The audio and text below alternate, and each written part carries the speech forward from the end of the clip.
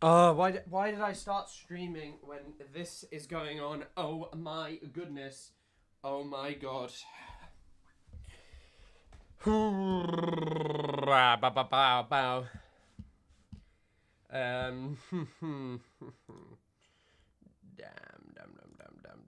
Damn, damn. I'm back. Yep. Who saw this one coming? Yeah.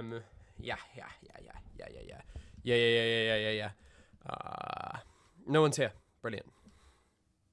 Oh, you shouldn't be seeing that. Is that bad? Yep, who saw this one coming? Oh, fuck, why is this happening? Oh, no.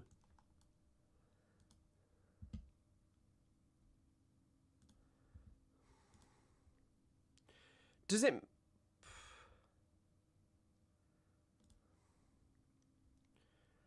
Hold on. Oh, fuck's sake.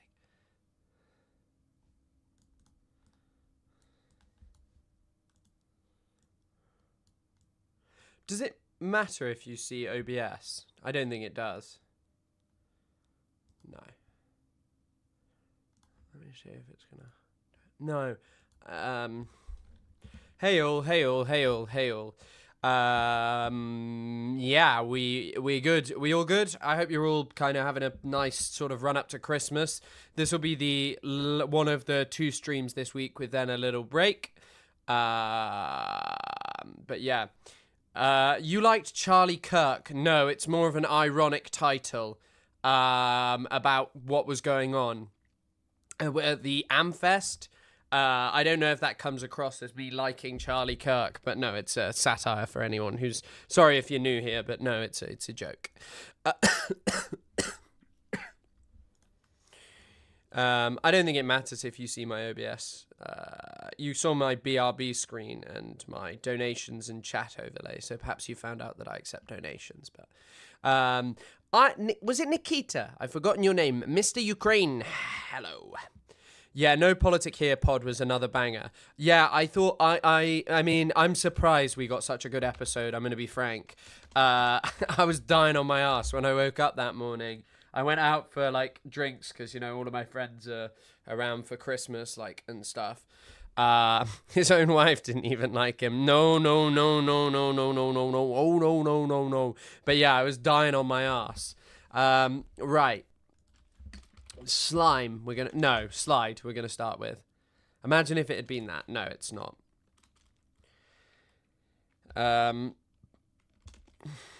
Romy? That's not a word. But yeah, I hope you're all good today. Yeah, chilling. Roman. Yeah, we're gonna go for that. Okay, we got an O. It is utterly ridiculous. Oh, MKMT, thanks for the $10. Merry Christmas, Chris and chat fam.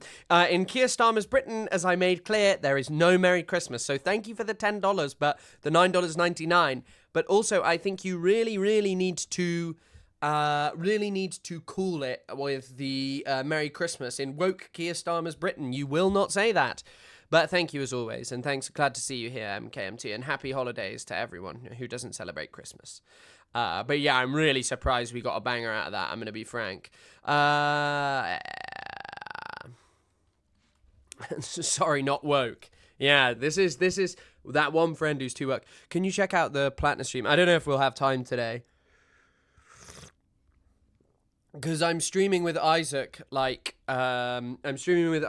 case you haven't seen. There'll be a No Politic Here, like, hour-long special, because neither of us wanted really, to be frank, wanted to, like, prep over Christmas time, and that the holiday season, I apologize.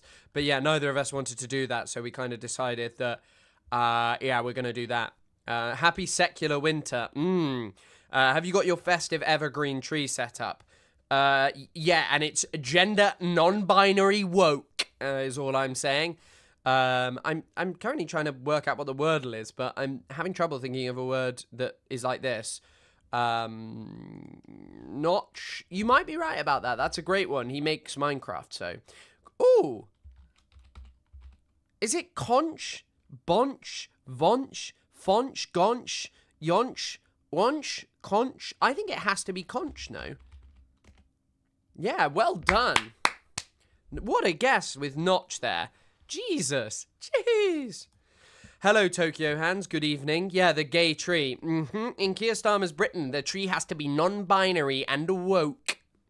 And if you have a male masculine tree, the woke police kick in your door and two-tier police your ass. That's how it gets in Keir Starmer's Britain. I heard you can't call an Xmas tree in Britain because of woke. Oh, you can't. It's not just that you can't call it. You're shot. AC, I'm sick. Yeah. I don't know if you meant literally, but that was sick. See ya. Wave. Rash. Rash. Rush. Greeting. Wave. Englished out the wazoo. Notch is a cautionary tale about what happens when Swedes leave Sweden. Yeah, I mean, I've heard the song, I'm a guy from Sweden, and I'm taking over, never being sober. That's a good song. But yeah.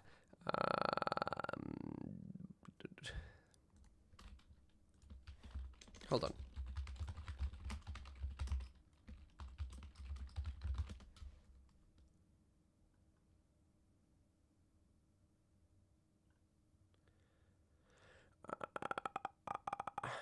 Yeah, right. Might be a fun week. Not my woke mystery. Yep. Shakira law started yesterday. I'm living in a Nicki Minaj law world. The screen shouldn't be black for anyone, no. The screen's, I don't think, is black for anybody. Unless we're having some technical difficulties. Also, I'm too hot in this. The second I start streaming, all of a sudden I get hot. But yeah, I don't know. Has anyone else got a black screen? Is that just...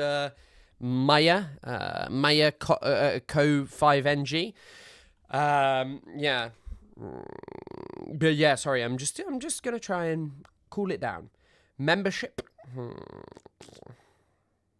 Gym membership. See ya. Is it colours missing the end? White. Yeah, it is. What's the other?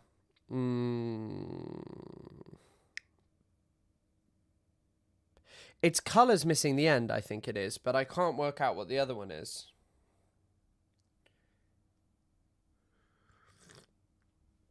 No, I didn't watch Aston Villa, Man United. I watched Chelsea Newcastle, which was a pretty good game in the end, but can anyone work out what the other one is? Am I wrong? Cyan, brown, white, pink. Oh my god, thank you. Well done. Colours missing the minus last letter. Greeting?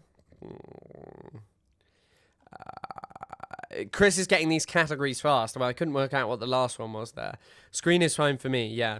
Everyone has to learn to shake it. That's the rules. Pin for pink, yeah. Following. Membership.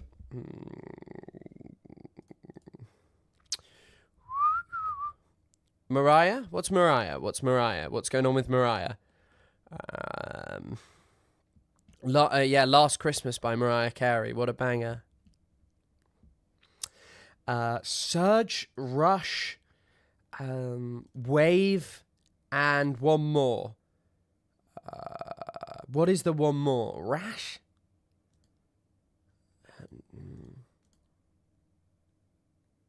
Influx. Rash means influx. I've never heard that. Mariah. Why do I have to scream Mariah? I don't know why, but yeah. Greeting card, business card, playing card, membership card. Later, following, future, coming. Ooh, I did well today. Subsequent. I balled out there. You ain't seen nothing like this before. What did Hidden Iron Clip do? Those are the rules whenever, wherever. Sometimes it feels like Chris doesn't read. I do read. I've read a book at least once. What am I doing? I don't know. I see a very... Oh, wait. I see a good one. Knuckled. Look how sick I am today. Knuckle. Psh, that's how good I am. 2 goes. Done. They couldn't stop me. I got it instantaneously. I didn't even have time to hear your guys' stupid commentary, which no doubt would have brought me down and made me feel sad. But look at me. Look at me. Look at what I'm doing. Unk is achieving things that no one thought were possible.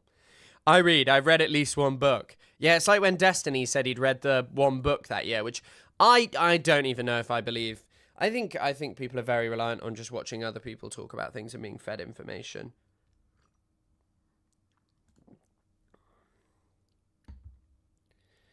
Also, by the way, I'm not going to talk about this much, but I will bring it up, and it's not like there's a pretty big event going on, or like brewing event.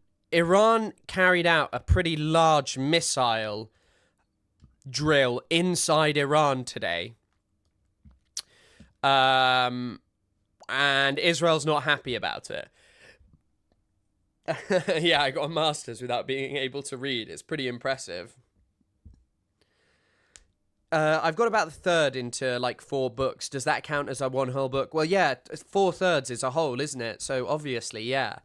But yeah, I've never read. I got a master's degree. To be honest, I do actually think you could get a master's degree without reading a book. I at this point, I think you can easily get a master's book. I don't think grades necessarily correlate with how many books you read or how passionately you actually feel about the subject. Yeah, your commentary would have been based and also cool, and it would have made me smile. Wow, what a wonderful thought. But yeah, anyway, this Arya account posted about it. Massive IRGC missile drills in Iran. I will warn you, this is obviously a very pro-IRGC account, so sometimes I'm not so sure about everything they post. But yeah, missile launches were seen almost all over Iran. But this is, by the way, being reported in many places. From the east in Mashhad to Khurramabad, Kermanshah, Mahabad, Isfahan, Shiraz, and Tehran, central and western Iran. Fars News confirmed they are part of an extensive missile exercise in Iran. Israel is worried and sees this exercise as a 50% chance of a preemptive strike preparedness. Won't happen, but let them fear. The missiles launched today were from the IRGC aerospace bases, which Israel claimed to be out of operation during the 12-day war. Kind of crazy just seeing like a missile being launched. I've never seen a missile, obviously, because I live in, Britain, and the only people we're shooting with missiles live in poor places where Britain is far superior to them according to our history and culture. So it's not an issue for us. But yeah, I mean, it's not something I've seen in my life. And also, I don't unfortunately live near Israel, so I've had the blessing of not living near Israel in my life. So yeah, thank you for covering around. I won't cover that much, but it's just the reason that I brought this up is because people are kind of like, oh, maybe war with Iran. And I know a lot of people have been saying this for a while. How do you spell Lindsey Graham? Is it Lindsey? That guy's fucking crazy. Lindsey Graham. I love that guy. Lindsey Graham is like the thinking man's Randy Fine. Randy Fine is just overt extremist, but yeah, I think there's...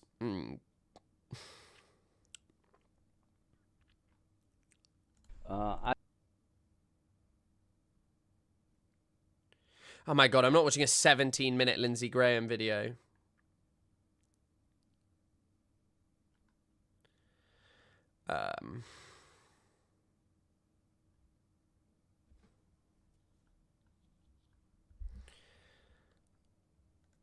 Ron.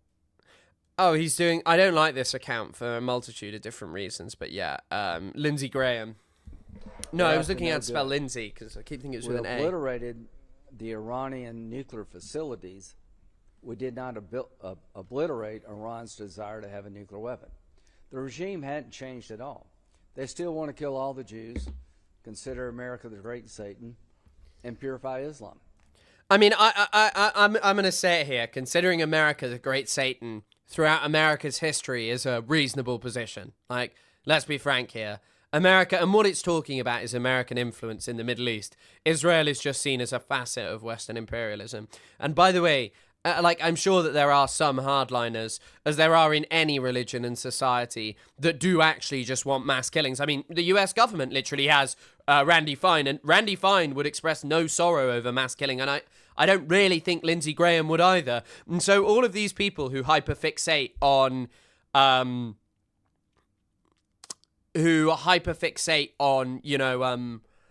like Iran bad,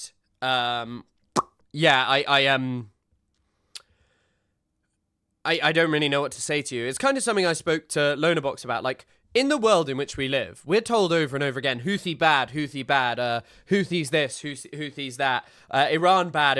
And it's like, okay, yeah, there are things to talk about with Iran. But what we are very rarely taught about, and what we are over and over again shielded from by our media, by our education systems, is the full scope of how bad we actually are. And that anyone who is a leftist advocating for serious change in their societies should also focus their interests on, changing us, changing our governments and moving out of the world in which we've lived and the system under which we've lived for decades. Like, I have no faith in living under capitalism, really.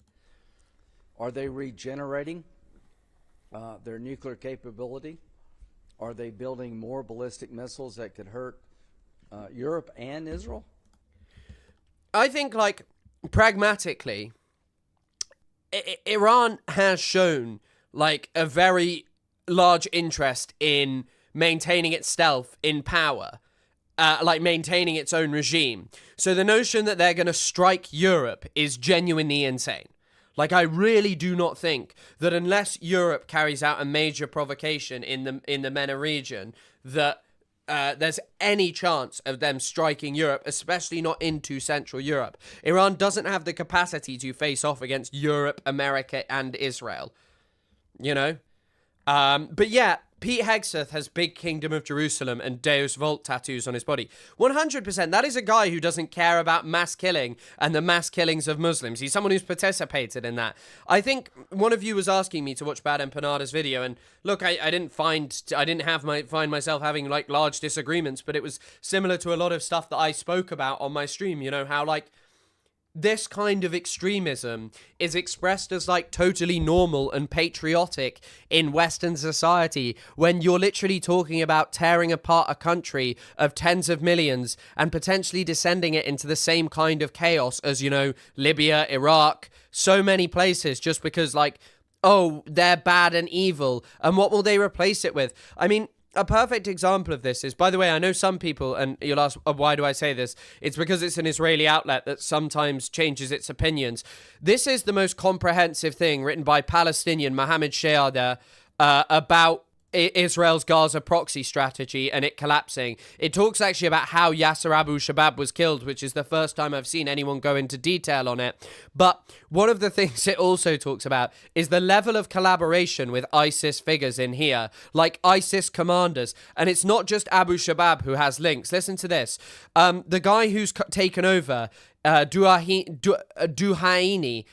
formerly the commander of Jaish al-Islam, the Army of Islam in Rafah, a radical faction that pledged allegiance to ISIS in 2015 and was responsible for the 2007 kidnapping of BBC journalist Alan Johnston. People like people like Lindsey Graham wouldn't have a problem with supporting that. They don't even give a shit about Islam. How do I add those Streamlabs? I don't know, but there's evidence that suggests they are. I would recommend, if there's credible evidence that Iran is going back into the enrichment business at other sites, that they're trying to build more ballistic missiles to terrorize Israel and maybe Europe, that we hit them before they can do that. Also, one thing I'll say about this is whenever, like, all of these people who kind of get upset that Hamas built tunnels and all of this crap, Israel, and they're like, Iran's going to terrorize X country with X thing. What do you think Israel does with its F-35s?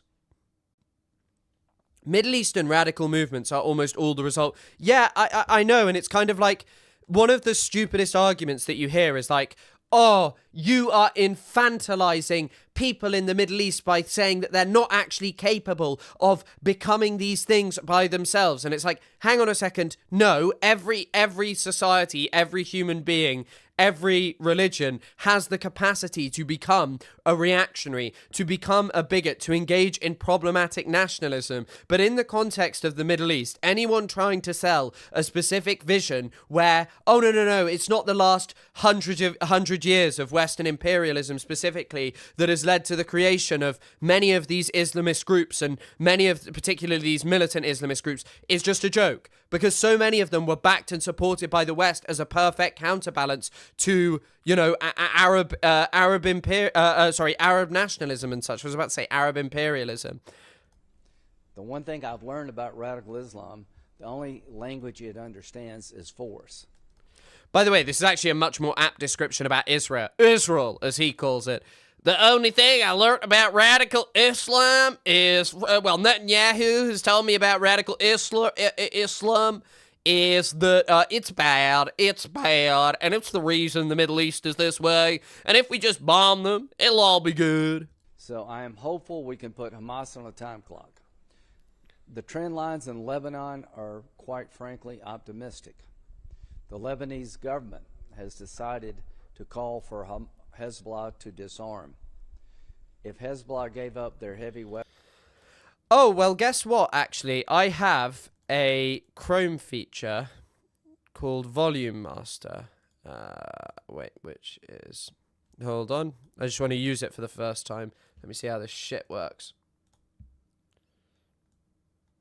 Weapons, that would be a godsend for Lebanon and the region. If Hezbollah refuses to give up their heavy weapons, down the road we should engage in military operations working with Lebanon, Israel, and the United States, where we fly with Israel, like we did with Iran, to take Hezbollah out. Once you take Hamas and Hezbollah off the table, two proxies of Iran, the likelihood of... Hamas, by the way, is categorically not a proxy of Iran. Hezbollah, you might be able to make a more succinct argument about, but no. Because the thing is all these people don't give a real shit about proxies. By the way, in my dissertation, like I spoke about this is something that I wrote about. Guardian, Khomeini.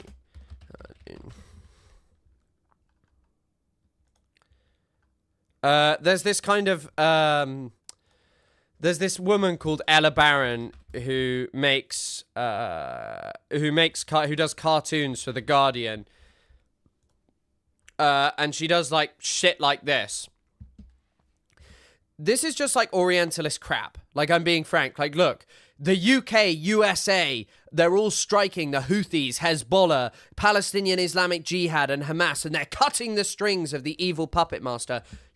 The Guardian wouldn't even publish something like this if it depicted, Mohammed bin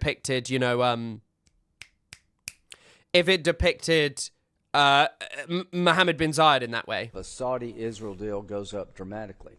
I think Lebanon would be a good candidate to expand the Abraham Accords once Hezbollah is dealt with. So Hezbollah either voluntarily gives up their heavy weapons, or we have to come up with a military campaign to achieve that goal. Wow. It's amazing. Just more and more bombing, and then everything will be fine. Why is that not defaulting it? Okay, right. Iran. That's kind of cool. I like that, and I finally downloaded it. Lindsey Graham should shut up and go home and spend some time with his wife and children, like a proper American conservative. Oh, wait. Does he not have a wife and children? I don't know whether Lindsey Graham actually has a family. Let's find out. His middle name is Olin, which is an interesting name.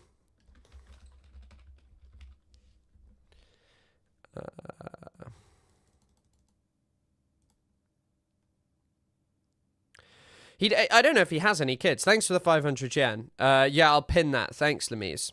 Graham is gay. Wait, he's not gay, is he? Lindsey Graham's not gay. Surely. I also saw, I don't know if any of you are German in here, I saw a great meme on the TrueAnon Reddit.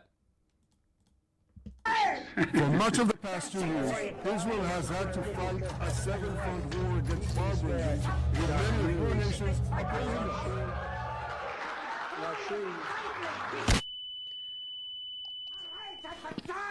Die Solidarität ist das Geschmolz des deutschen Volkes. Sie ohne Ehre I should probably skip Hitler. zugebracht haben, nur Okay, I can't really show this because I think it's got Hitler in it, and I don't know whether YouTube likes that or not. But it was a good meme about being a Palestine supporter in Germany, and it's true.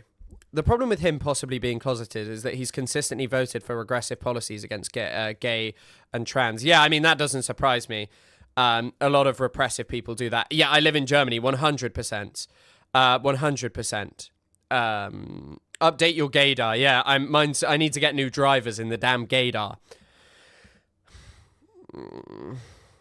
Is it Lindsey Graham Ladybugs?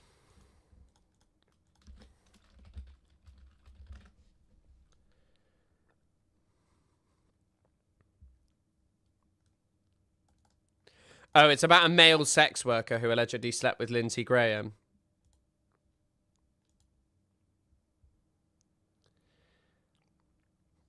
I mean, it's plausible. It's plausible. Many homophobes have repressed views. Oh, wait. Do you want to actually see an epic video? Another one I saw on Reddit. This is one of the best I've seen. I ain't forget about you, Ian, you fucking doofus. Before you cry, bully, just know that you were the one that made me do this. I'm coming at your throat, knocking stones out. I'm not one to screw with. Best believe I'm tearing you a new asshole, big enough to fit two fists. Was your video for the culture or for the attention you wanted out of me? Coming at my wife for being a soul. Do you think this is actual, do you think that this is like AI, or do you think this is someone really rapping? And yeah, I mean, it's not even really a joke. It's a very repressive Germany towards pro-Palestine protesters. Bitch, you're at war with your sexuality. Mr. Shitty and grin, come on, friend. I thought you were a comedian. You're gonna have me driving to the median, dick riding me till my meat is bent. Do you think it's AI? I like it, whatever it is. Okay, it seems a bit much for me to take it to that obscene extent, but relax, guys, I can't be homophobic. I'm at least 15%. Either way, you did this to yourself. I was only ever nice to you. My back damn near got sliced in two from trying to get this knife removed. I never slighted you, but when people turn against me, it excited you. All this from a man who looks like his parents and cousins, not even twice removed, but it figures you team up and get close to a socialist fronter. Nothing wiser than a miser, sociopathic, roided out Harry the Hunter. It makes me wonder how long down this path you're gonna wander around holding a hatchet, looking for a body to bury it under, rotting in the... It's very interesting to think about who made that, the human being behind all of that. I'm intrigued. I'm not gonna lie. I'm genuinely intrigued. Like, who makes that? Who tells AI, please make an epic video? It is utterly ridiculous. An epic video like that. Ethan looks so cool in that AO video. Also, happy non-woke Christmas to everyone. Oh my goodness. Thanks for the 4 members, Anna Banan. 4 members, being a member for 4 months. Shout out, hugely grateful for everyone who's been here that long.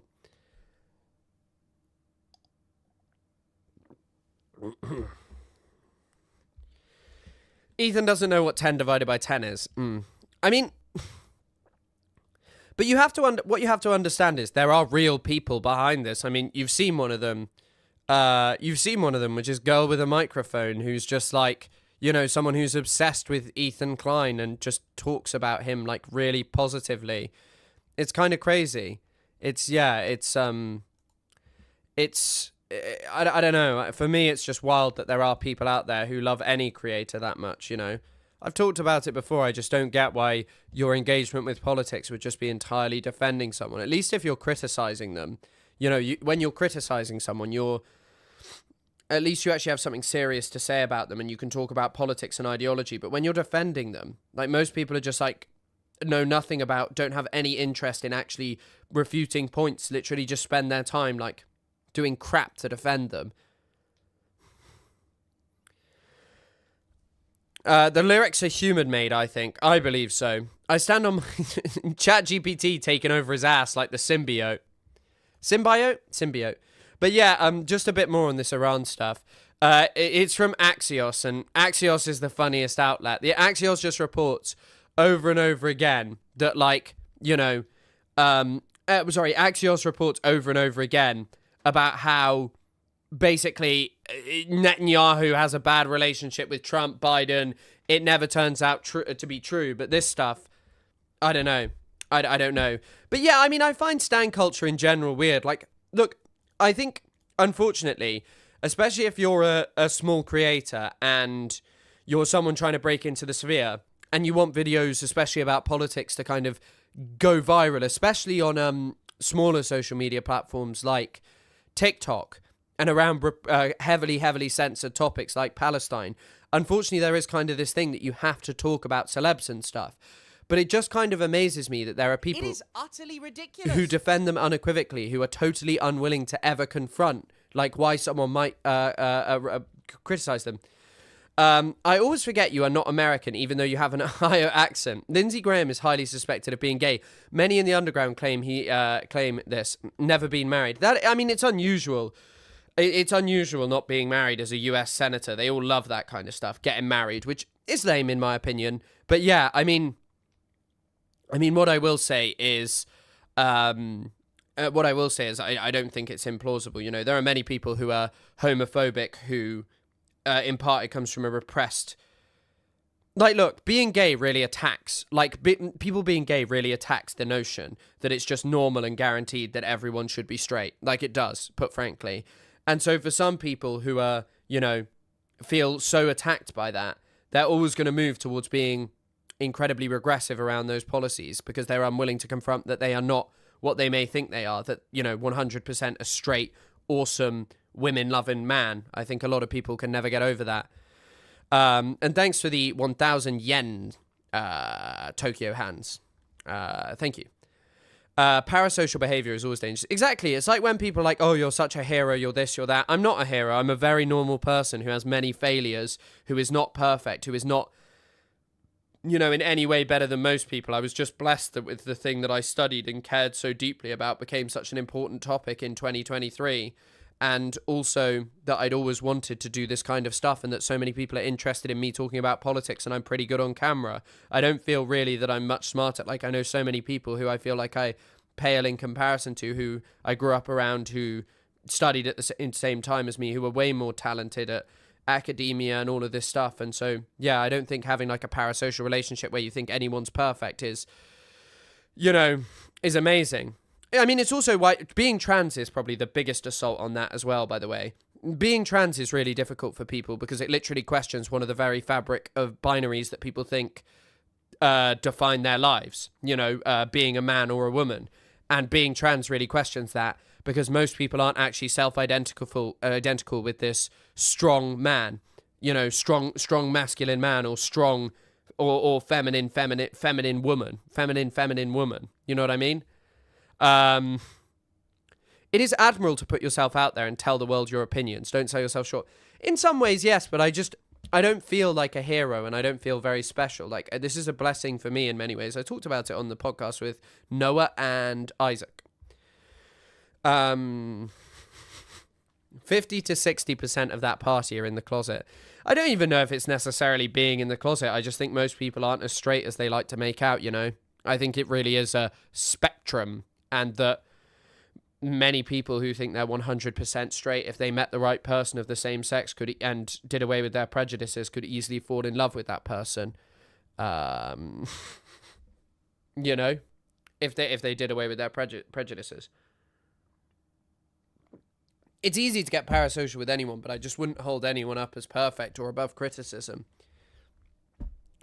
Like, if you're defending someone's politics and saying, no, that isn't true about X person, that's fine. But if you're kind of just defending them over and over again for, like, no reason other than just, well, they're good, and I like them, you're insane. Like, I put this frankly about Girl with a Microphone. Her never-ending defense of Ethan Klein and her seeming belief that she's some kind of internet leftist, like, leads her to share a video by a UAE propagandist. And I'm sorry, if you're not confronting how much of a malign and negative influence the UAE is on the Middle East and for everyone in the world, then I don't know what to say to you. Their lobby is very powerful. They're gaining increasing control in Western societies, and they're selling a vision of authoritarianism and destroying freedom of speech is a good thing. Like, it's bad. It's really, really bad. Like, I'm not gonna lie.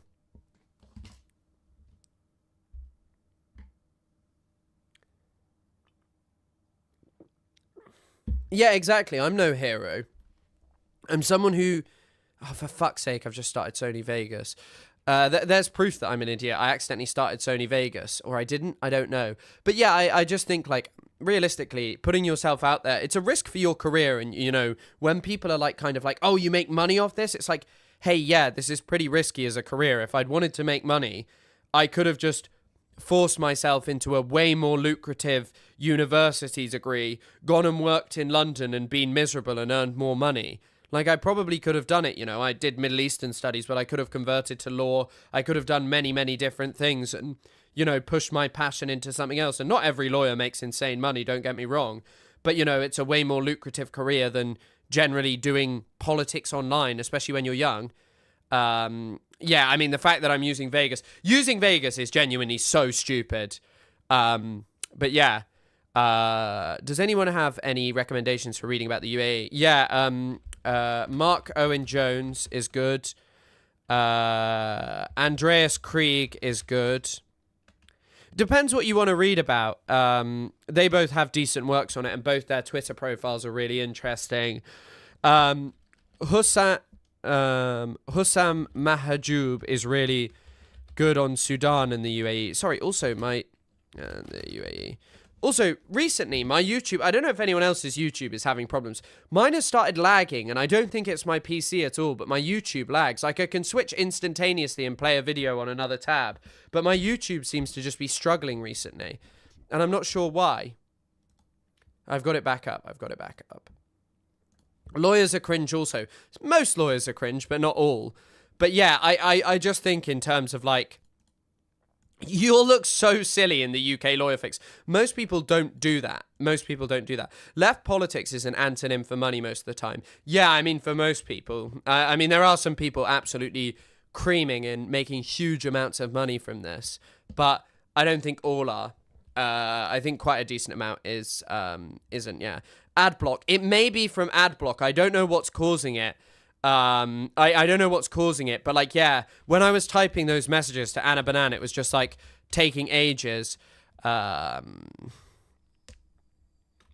had moments where watching live streams will have a chance it just freezes and yeah, that's exactly what is happening to me. Some lawyers are scum. Yeah, you don't fucking say. So yeah, anyway, Israeli officials warned the Trump administration over the weekend that the IRGC missile exercise could be preparations for a strike on Israel, according to 3 Israeli and US sources with knowledge of the issue. Why it matters. Israeli sources said that while the intelligence gathered only shows force movements in Iran, the IOF's risk tolerance is much lower than it used to be 2 years after the Hamas surprise invasion of October the 7th. One source said Israeli intelligence raised similar concerns 6 weeks ago after it identified Iranian missile movements, but nothing came of it. The chances of an Iranian attack are less than 50%, but nobody is willing to take that risk and say it is only an exercise. By the way, one of the crazy things happening currently is just this Handala group who keep hacking Israel. The other day, Israel's denying this, and so is Naftali Bennett. Handala ostensibly had Naftali Bennett's phone, and I can't show you any of the posts because, you know, they're just like kind of, they just like are straight up posting his personal information. But they claim to have access to his phone. His phone had some funny numbers in. Naftali Bennett's phone numbers included Naz Daly, Ben Shapiro, Elon Musk, and just like all of these people. But they've been doing crazy things recently. Was it a surprise, really? I think the scale and the success of October the 7th as a military incursion into Israel 100% was a surprise. I don't think that that's actually actually something at all. Genuinely, I wouldn't doubt that. USS Liberty. The USS Liberty says that they support Palestine action. Wow, in Keir Starmer's Britain, you would be arrested and shot. No, I'm joking. You'd just be arrested and put on trial as a terrorist. But yeah, Benny Boy is in there. Yeah, of course Ben Shapiro's in his phone book. Of course Ben Shapiro's in his phone book. Like, Naftali Bennett having links with Ben Shapiro is like the most obvious thing in the world. Nas Daily is somewhat surprising, but it also doesn't surprise me. I mean, someone who's making videos that's like, Israel has ambulances for everyone. It doesn't really surprise me. You know, oh my god, there's a Nas Daily video called This is the King of Dropshipping. If it's an Israeli guy, it wouldn't surprise me that he's the king of dropshipping. But yeah, US intelligence currently has no indication an Iranian attack is imminent, an American source told Axios. Behind the scenes, Israel's military chief of staff, Lieutenant General Eyal Zamir, called the head of US CENTCOM, Admiral Brad Cooper, on Saturday and told him Israel is concerned by the missile exercises started a few days ago. The sources said Zamir told Cooper that recent Iranian missile movements and other operational steps could also be cover-up for a surprise attack. Zamir urged US and Israeli forces to coordinate closely on defensive preparations. By the way, if there's anything in here, it's probably that the US is lying and that they are actually collaborating with plans to do a major strike. That they're already collaborating. Sorry, I don't think that there's any chance that they're not. Hen Mazig, I don't think Hen Mazig's number was in there. No, Naftali Bennett is a right winger. Hen Mazig is more of an old guard Labour lover of Israel, which is just bullshit anyway. The Hasbara Mr. Beast our video, yeah, 100%. Sony Vegas is such a dad editor. It's such an idiot editor. I don't know why I use it. Cooper was in Tel Aviv on Sunday and held a meeting with Zamir and top IOF officials to discuss the situation. The IOF declined to comment. CENTCOM didn't immediately respond to a request for comment. The sources said the biggest risk is a war between Iran and Israel will break as a result of a miscalculation, with each side thinking the other plans to attack it and try to preempt. Israeli PM Netanyahu is expected to meet Trump on December 29th in Miami. Of course it's in Miami. Netanyahu wants to discuss Iran's efforts to rebuild its ballistic missile capabilities and possibility of another Iranian strike against Iran in 2026, Israeli sources said. NBC News first reported Netanyahu's intention to discuss the issue with Trump. Israeli sources told Axios that the Israeli intelligence sees early signs of renewed buildup of Iran's missile capabilities and more motivation than the Iranians had since the 12-day war in June. I don't like them trying to call it the 12-day war. I just don't like it. Chris, keep up the good work, Chris. Thank you, Bob Roberts. Hell yeah, Chris our goat. Why are you saying that I'm your goat? Why? What's going on?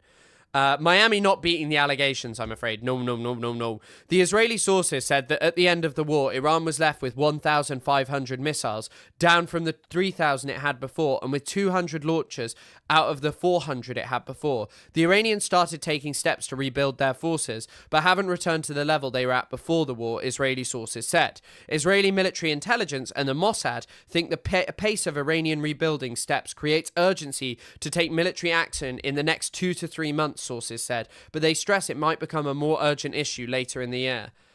Well, there's not really much later in the year to go, so potentially troubling. I see the Chris Labubu in chat. I'll be putting one in to show of solidarity.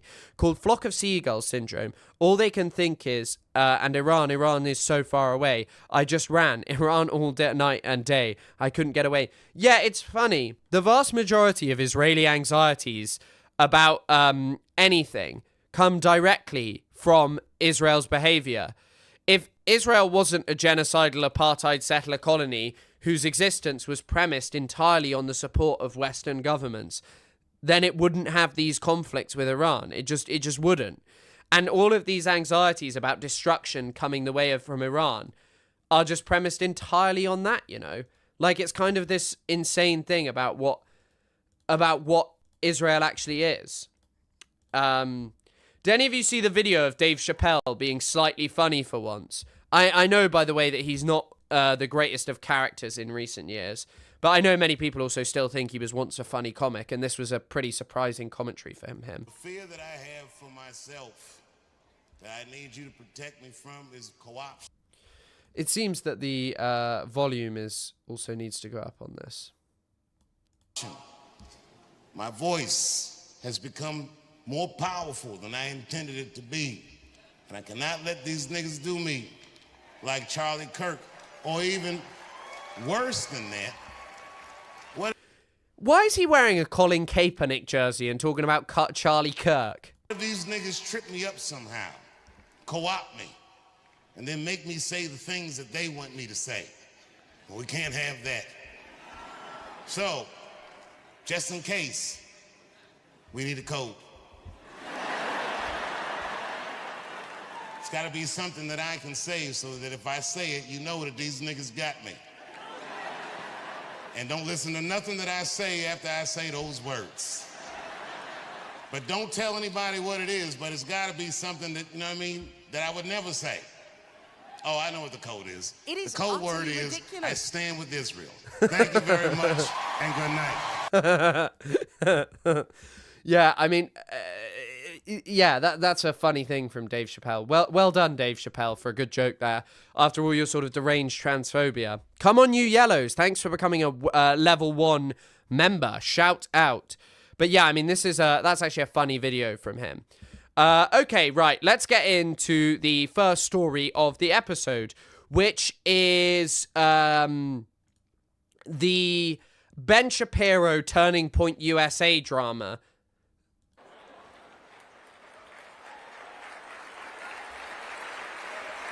No, wait. TPUSA speech. Amfest. Oh, by the way, this event was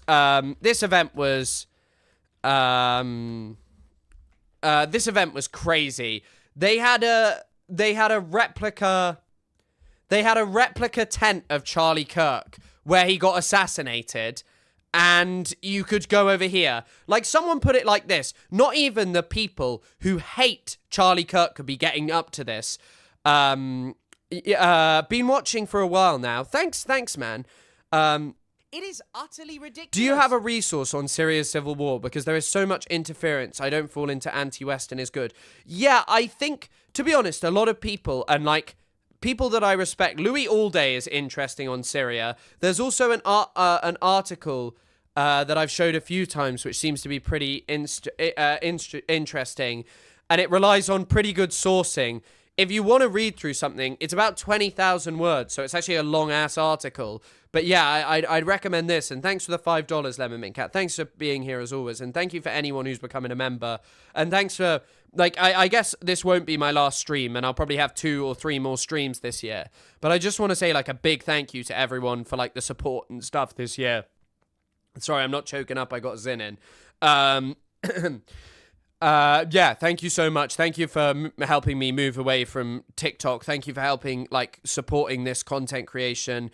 And generally, thank you all. Like, I wouldn't have met Isaac. I wouldn't have got to meet Hassan and all these interesting things that I've been able to do this year. Thank you all so much for this stuff.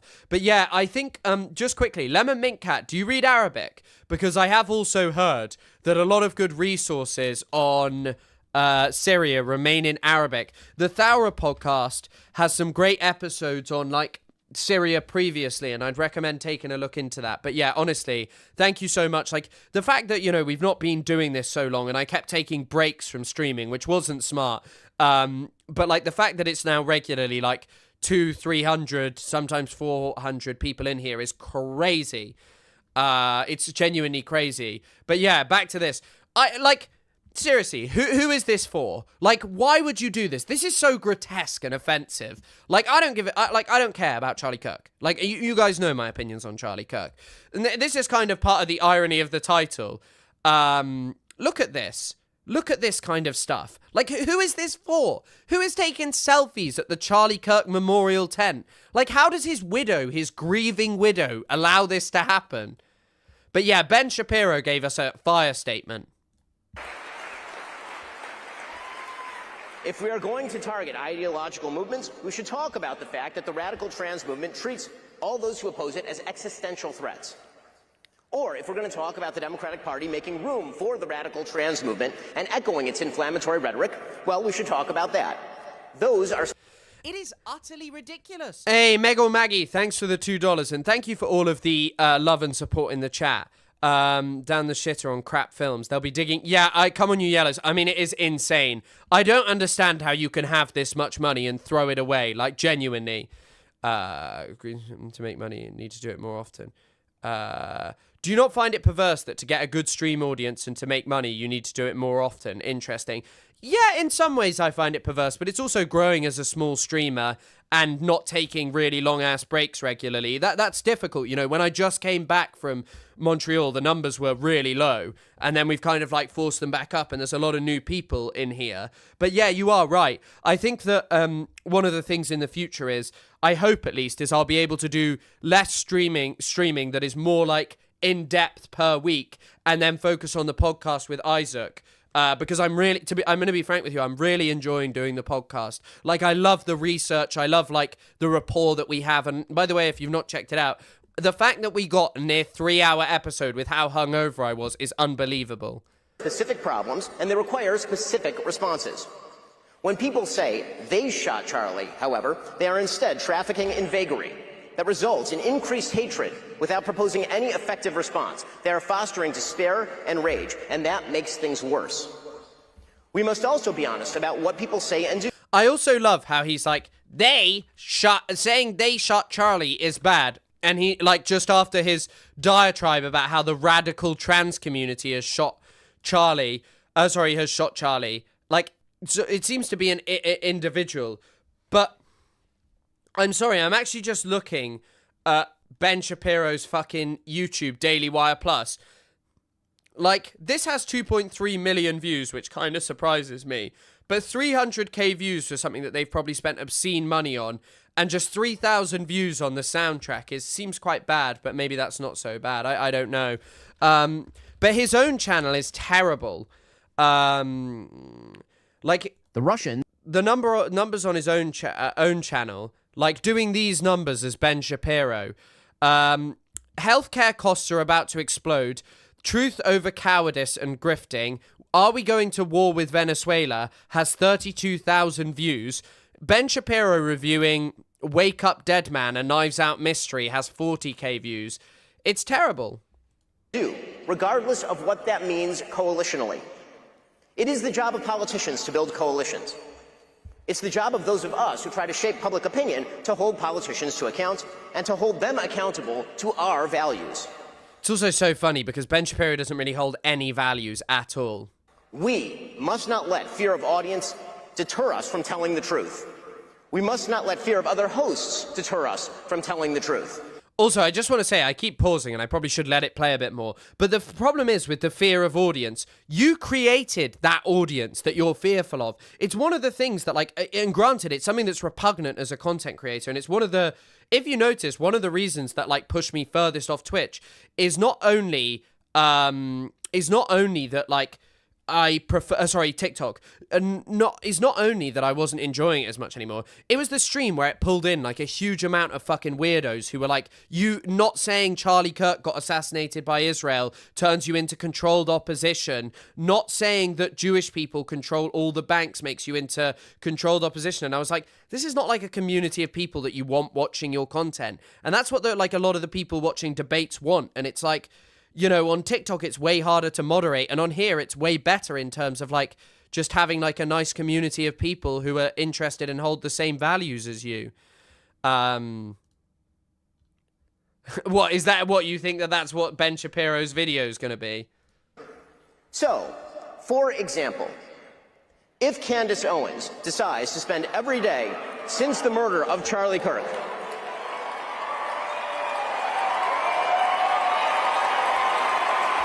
By the way, what the hell is this event? What the hell is this event? Russian bots. No, I just think TikTok live streams pull in, like, a new audience, and the people that you pull in are, like, sometimes repugnant individuals, like, genuinely repugnant. But what the hell is this audience? It goes from him to Tucker Carlson, like, him shitting on Candace, and apparently this huge amount of people celebrating.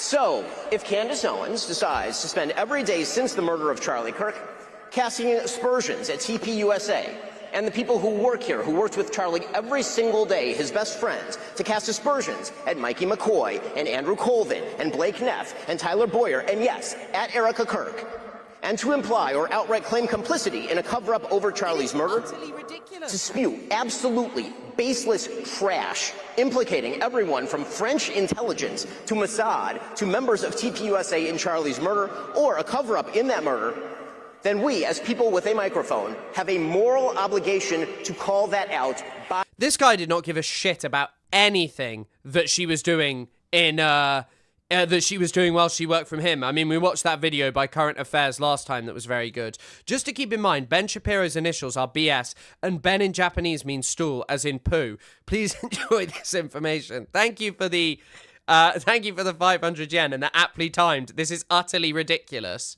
My name. The Superman movie wasn't, like, unbelievable. I certainly enjoyed it. But, yeah, I mean, it definitely wasn't the worst movie I've seen this year. The worst movie I saw this year was The Smashing Machine. That movie is god-awful.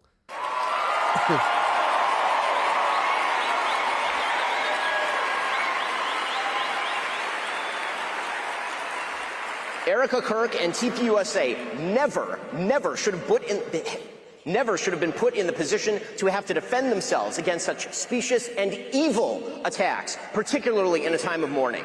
Like, by the way, Candace Owens' comments about like Hitler being, you know, someone who was just like a nationalist figure and like positive in some ways, were while she worked for his organization.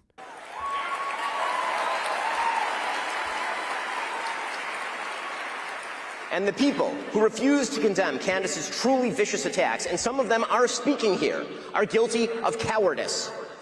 Yes, cowardice. Like, what is this event? Like, they're just fighting and like arguing with each other, and people love it? I don't get it.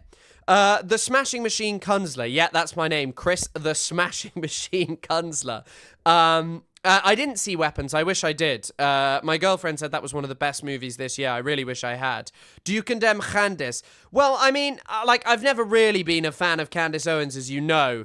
But the thing she did recently was insane, and we'll get into this. Like, critiquing Ben Shapiro, fine. Like, yeah, fair enough. But the thing she did is, like, genuinely very, very, very old-school anti-Semitism. Very old-school anti-Semitism. Like, literally German Nazi anti-Semitism.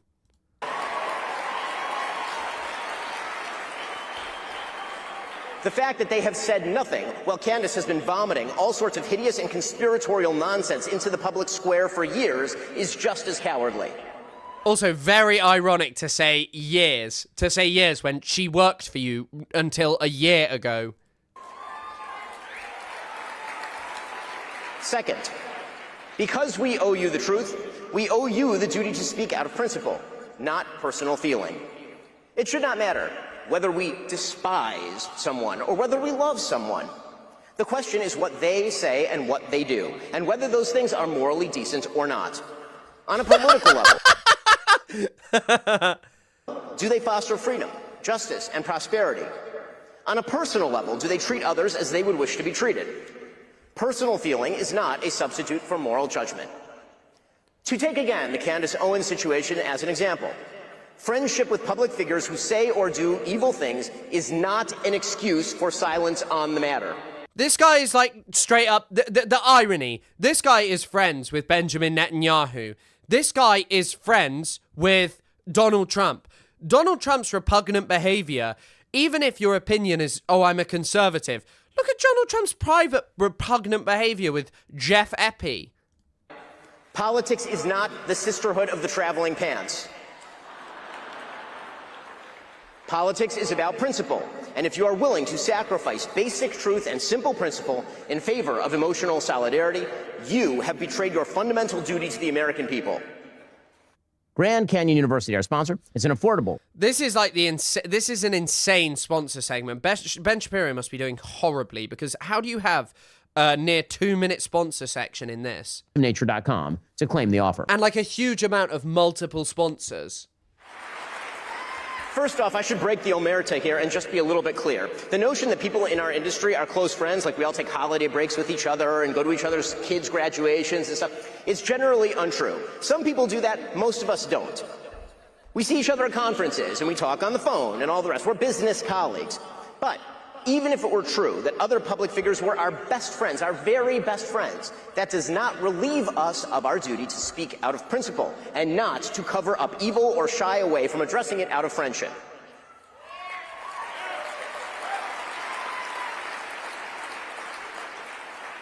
So no, Tucker Carlson, it is not an excuse to go silent on Candace's targeting of TPUSA.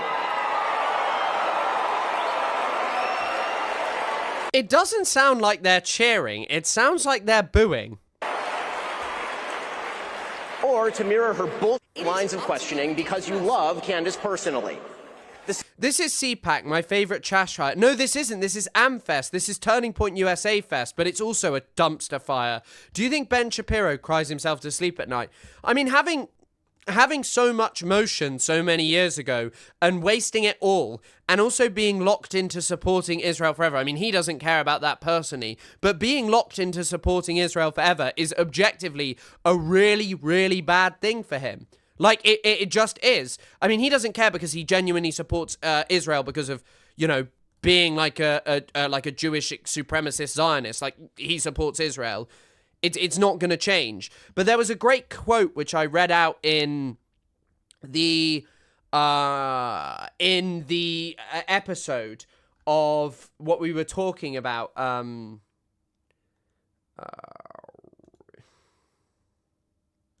Wait, this is the article that I read out from. It's called The Two States Illusion by Ian Lustig. And thanks for the $5, by the way. This has like this great article in. Hold on, I know exactly what it is, but oh my god, how have I just the assumptions, that's what I'm looking for. Read this. The assumptions necessary to preserve the two-state slogan have blinded us to more likely scenarios. With a status but no role, what remains of the Palestinian Authority will disappear. Israel will face the stark challenge of controlling the economic and political activity and all land and water resources from the Jordan River to the Mediterranean Sea. The stage will be set for ruthless oppression, mass mobilization, riots, brutality, terror, Jewish and Arab emigration, and rising tides of international condemnation of Israel. And faced with growing outrage, America will no longer be able to offer unconditional support for Israel. Once the illusion of a neat, palatable solution to the conflict disappears, Israeli leaders may then begin to see, as South Africa's white leaders saw in the late 1980s, that this behavior is producing isolation, emigration, and hopelessness. I don't think this is wrong, and I don't think he's speaking specifically about what I'm talking about here, but no one could have imagined this situation where being on the right has people like Candace Owens, who was previously going to the opening of the embassy in Jerusalem, now doing this. Like, yeah, sure, she said some anti-Semitic things in her past, but, like, ultimately she was always going to be unequivocally pro-Israel. Get wet. You should consult your doctor. Having a wet SIUC sounds like a medical condition. My wife is actually a doctor. But cheers were stronger for Tucker's position, yeah. Same holds true of Megyn Kelly, a person I consider a friend, characterizing Candace as a young mother and thus shying away from condemning her actions or fibbing about them. That is a non-starter. Meghan Markle is a young mother. Ilhan Omar is a young mother. That doesn't matter. Look at his face when he has to say Ilhan Omar. Shying away from condemning her actions or fibbing about them. That is a non-starter. Meghan Markle is a young mother. Ilhan Omar is a Look at his face when he says that. He just hates Ilhan Omar. Young mother. That doesn't matter. And when Megyn said this week, quote, "My goal and my job here is to try to understand, yes, where Candace is coming from on this," and says she sees no purpose in inserting herself, quote, into this on one side, that is a moral and logical absurdity. There is only one moral side here, Erica Kirk's side.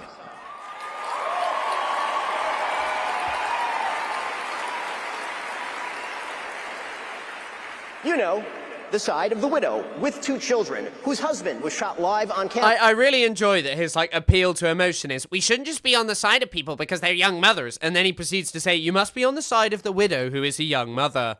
In front of all of us. Friendship with the person accusing TPUSA of a cover-up of Charlie's murder is no excuse for cowardice.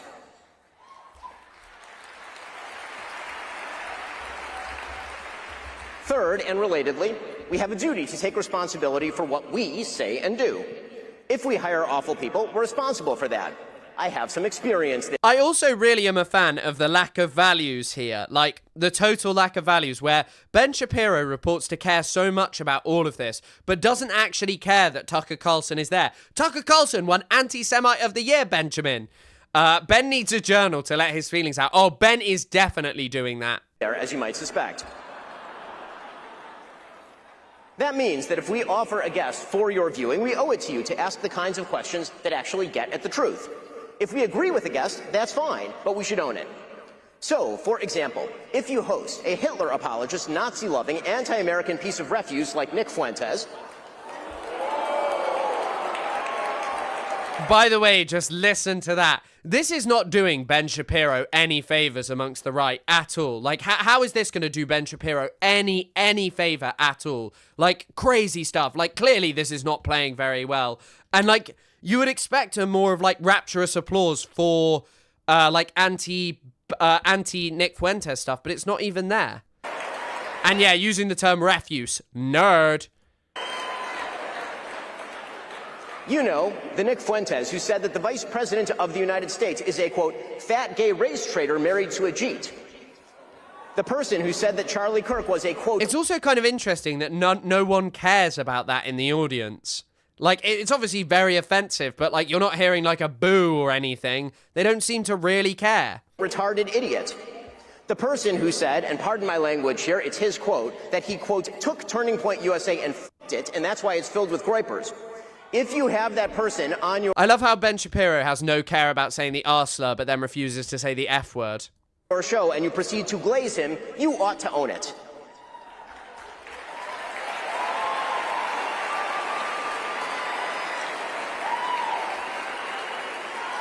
It doesn't sound like real applause. Like, it doesn't. There is a reason that Charlie Kirk despised Nick Fuentes, and indeed even chided Dinesh D'Souza for debating him. He knew that Nick Fuentes is an evil troll, and that building him up is an act of moral imbecility.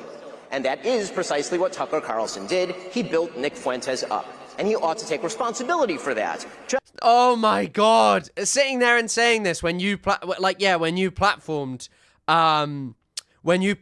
him, and also time of nerdy boy genius long gone. Yeah, exactly. He doesn't actually seem like a genius when he actually speaks. Yeah.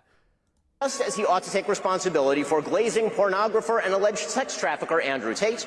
Oh, wait, actually, awesome thing. I hope you all saw Andrew Tate getting his ass beat by Chase, whatever his name is. Or for mainstreaming fake historian and pseudo-Nazi apologist Daryl Cooper as America's best and most honest popular historian. Hosts are indeed responsible for the guests they choose and the questions they ask those guests.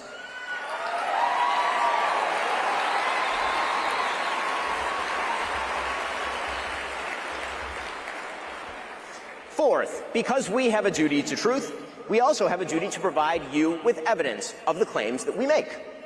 Emotive accusations, conspiracy theories, and just guessing questions, that's lazy and stupid and misleading. None of them are a substitute for truth. None of them are a substitute for evidence. So, when Candace Owens says, I don't know, but I know, that is retarded. And we are all more retarded for having heard it. I mean, look, but frankly, a lot like what he's saying here, where Candace is just like, I don't know this, but you know, it's true. Like, she came across as Piers Morgan didn't come across as great, utterly ridiculous either. But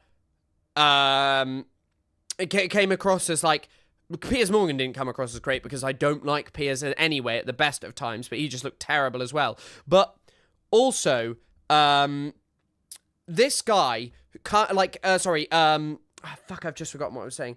Oh, but Candace did not come across, like, I didn't understand any of the stuff she's saying. Like, I didn't. This old lady, is crying. Well, she's not that old, but she's crying.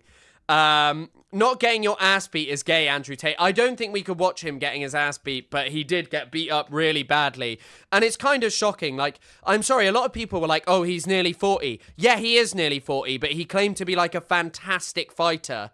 And losing to someone who's like not very good is kind of surprising. I did not think he'd lose a fight like that. I mean, I didn't give a shit. I didn't even know he was fighting, but yeah.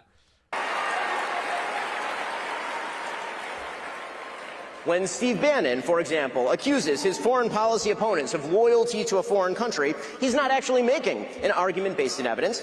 He's simply maligning people that he disagrees with, which is indeed par for the course from a man who was once a PR flack for Jeffrey Epstein. I mean, this is crazy because Steve Bannon was there. Steve Bannon was at this event. But the other thing about, like, all of this is that, like, why are you talking so much shit and being such a whiny baby when you're still at the event with all of these people? And how dare you call out Steve Bannon when you're still supportive of the Republican Party? Check the record. It is utterly ridiculous. Our duty to provide you evidence means we actually have to do much more than just ask questions. The Turning Point USA H3 collab gonna go hard. Thanks for the $2, Noxolotl. Just asking questions is something my 5-year-old does, and it's really cute when it comes from my 5-year-old. But when grown men and women spend their days just asking questions without, seeking answers, they are lying to you. In fact, they're doing something even worse.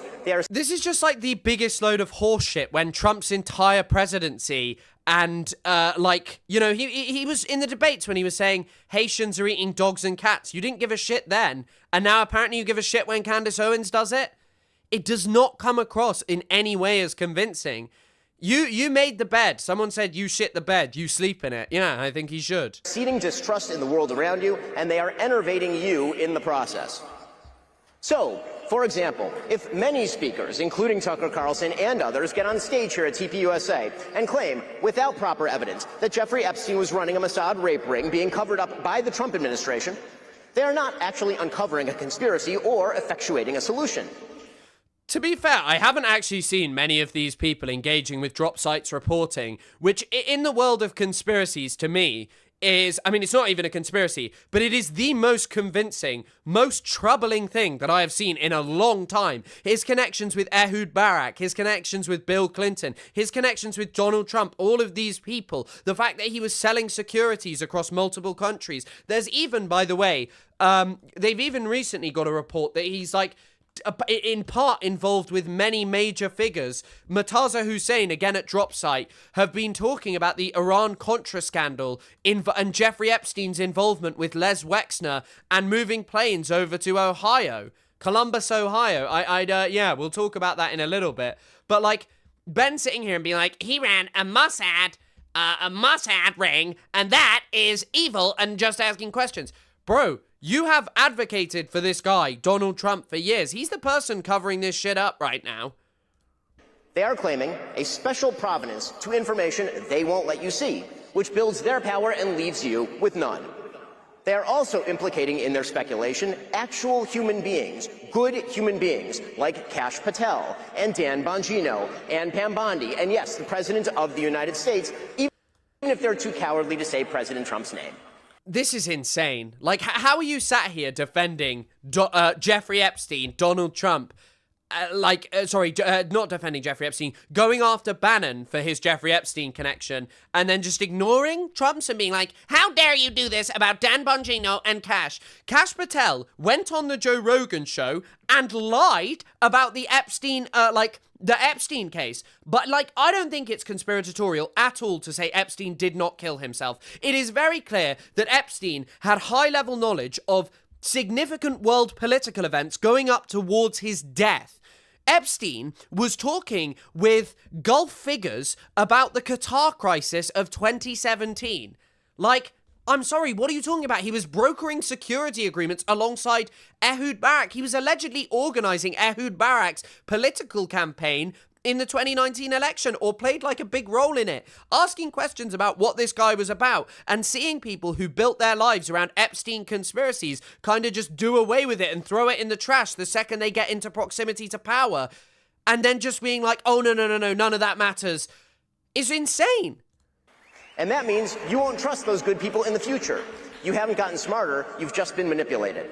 I love reaping. I love reaping. Now it's time to reap. Oh, sorry. I love sowing. I love sowing. Oh no, now it's time for reaping. Oh gosh, no. I've been sowing for years. Now it's time for the damn reaping? Was in the middle of all this shit. Like, why was he putting himself in the situation again and again? Was he particularly good at it? I think Epstein was a good businessman with absolutely no morals.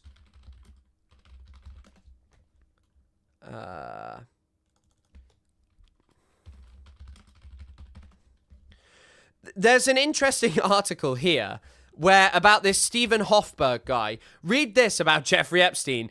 Hoffenberg met Jeffrey Epstein through a British defense contractor named Douglas Leese. Leese was an architect along with Saudi Adnan Khashoggi and Prince Bandar bin Sultan Al Saud in the billion-dollar Al Yamash arms deal, Britain's biggest ever arms deal ever concluded, earning the prime contractor, BAE Systems, at least £43 billion in revenue between 1985 and 2007. Leese told Hoffenberg about Epstein, "The guy's a genius. He's great at selling securities and he has no moral compass."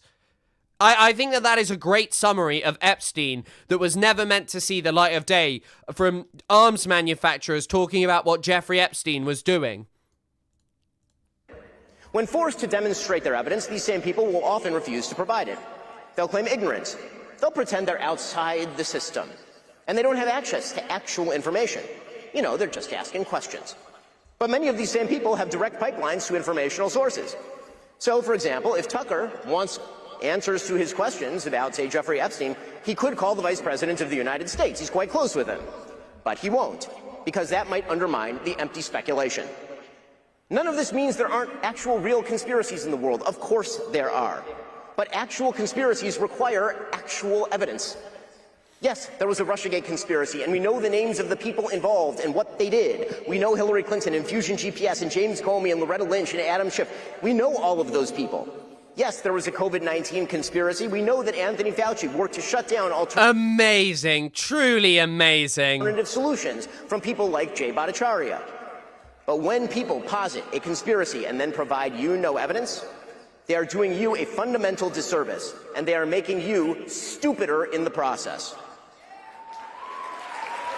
It's just amazing. It's basically any conspiracy that is safe and sanitized and he is able to talk about. He'll be like, yeah, that was a conspiracy. That these things, like some of them aren't even conspiracies at all. It is utterly ridiculous. But then on the topic of Epstein, you know, the biggest and most major security that has implicated huge amounts of people who lied about it, who ruined the lives of scores of young women, who engaged in horrific, heinous abuse and lied about it. No, just don't worry about that. S. Robertson, thanks for becoming a member. Shout out to all the new members in here.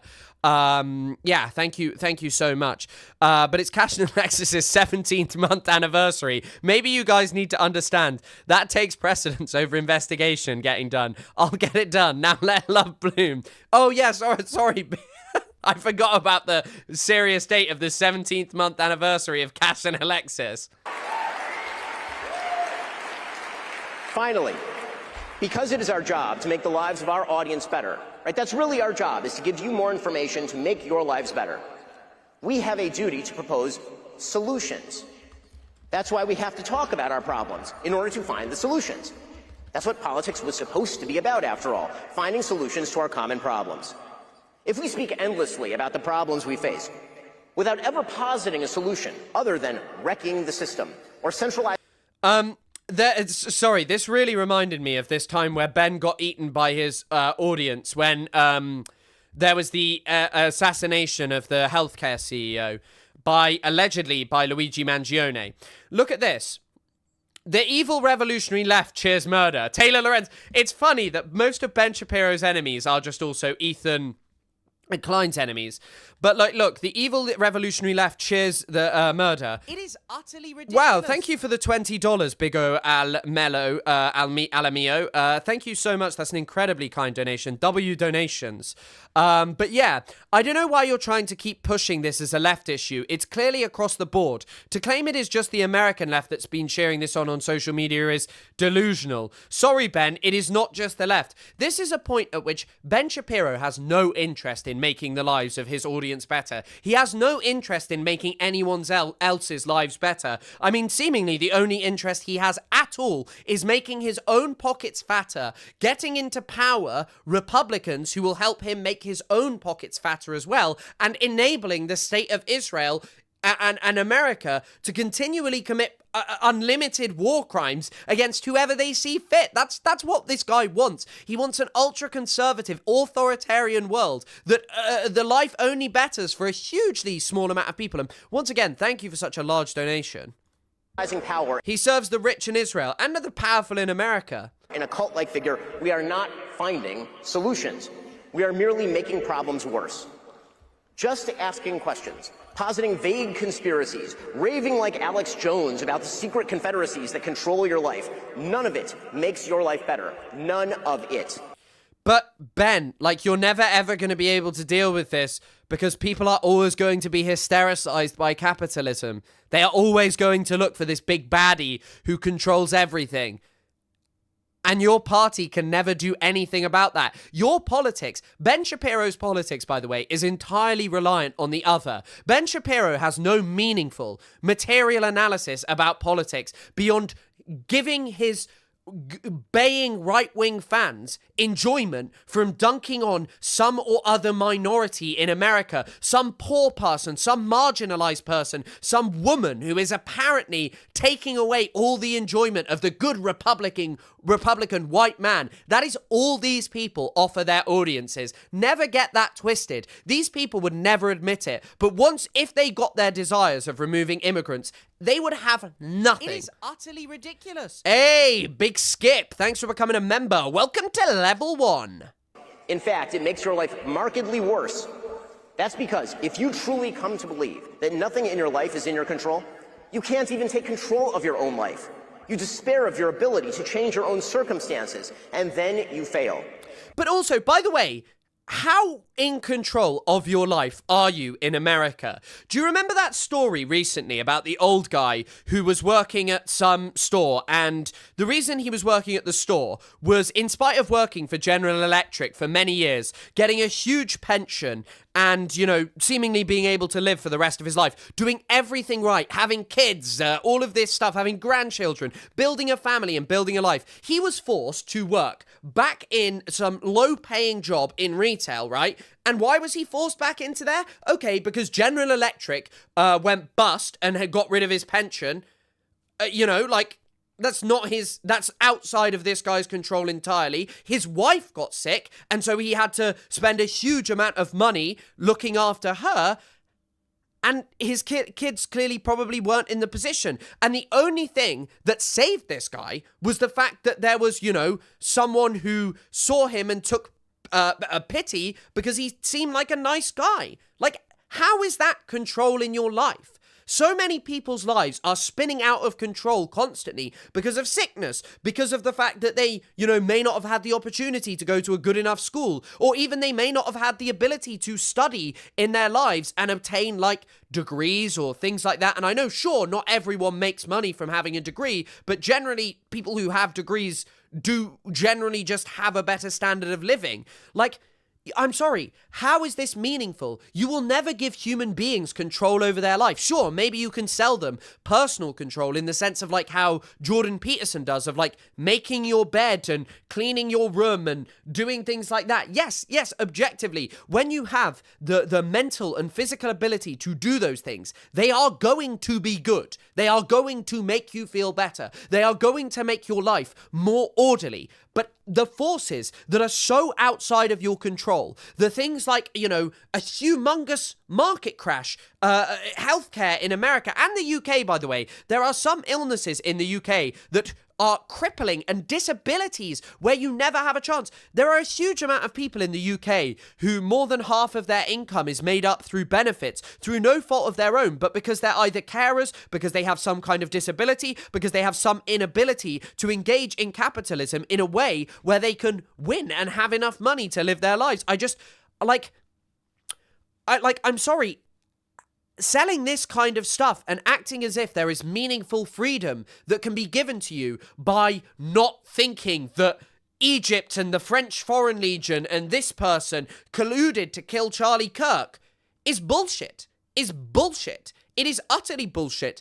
We can gain control over our lives, maybe personally to a certain extent, but there is always a precariousness, and there is a growing precariousness around disaster, the climate, all of these things that may shatter the lives of billions of people. But sure, make your small audiences feel better relative to the size of the world, by the way. Obviously, these people have far larger audiences than me, but realize that the control that you can offer to a small amount of people is not going to happen for the vast majority of human beings existing in our world. And you must not fail. I don't have health insurance because my monthly premium would be like $700. That is crazy. I mean, just in the context of America, it is truly unbelievable, like how quickly your life can spin out of control. You know, you see so many homeless people, and sure, many homeless people end up are in the position in part because of taking substances to deal with trauma predominantly. There are many homeless people who are mentally unwell, who've never been able to get the care that they've needed. But there are also many homeless people who were living paycheck to paycheck, and one day it all just went a bit wrong, and bang, they were on the street. They just ended up for the rest of their lives unable to get out of this never-ending cycle of just living on the streets. It's horrible. Don't worry, Zoran Platner and AOC will change the system from the inside. Yeah, I think unfortunately that's not going to happen. Because here is the most fundamental truth of all in the United States. For all of its problems, many of which, a huge number of which, are real and serious, the United States is still the greatest country in the history of planet Earth.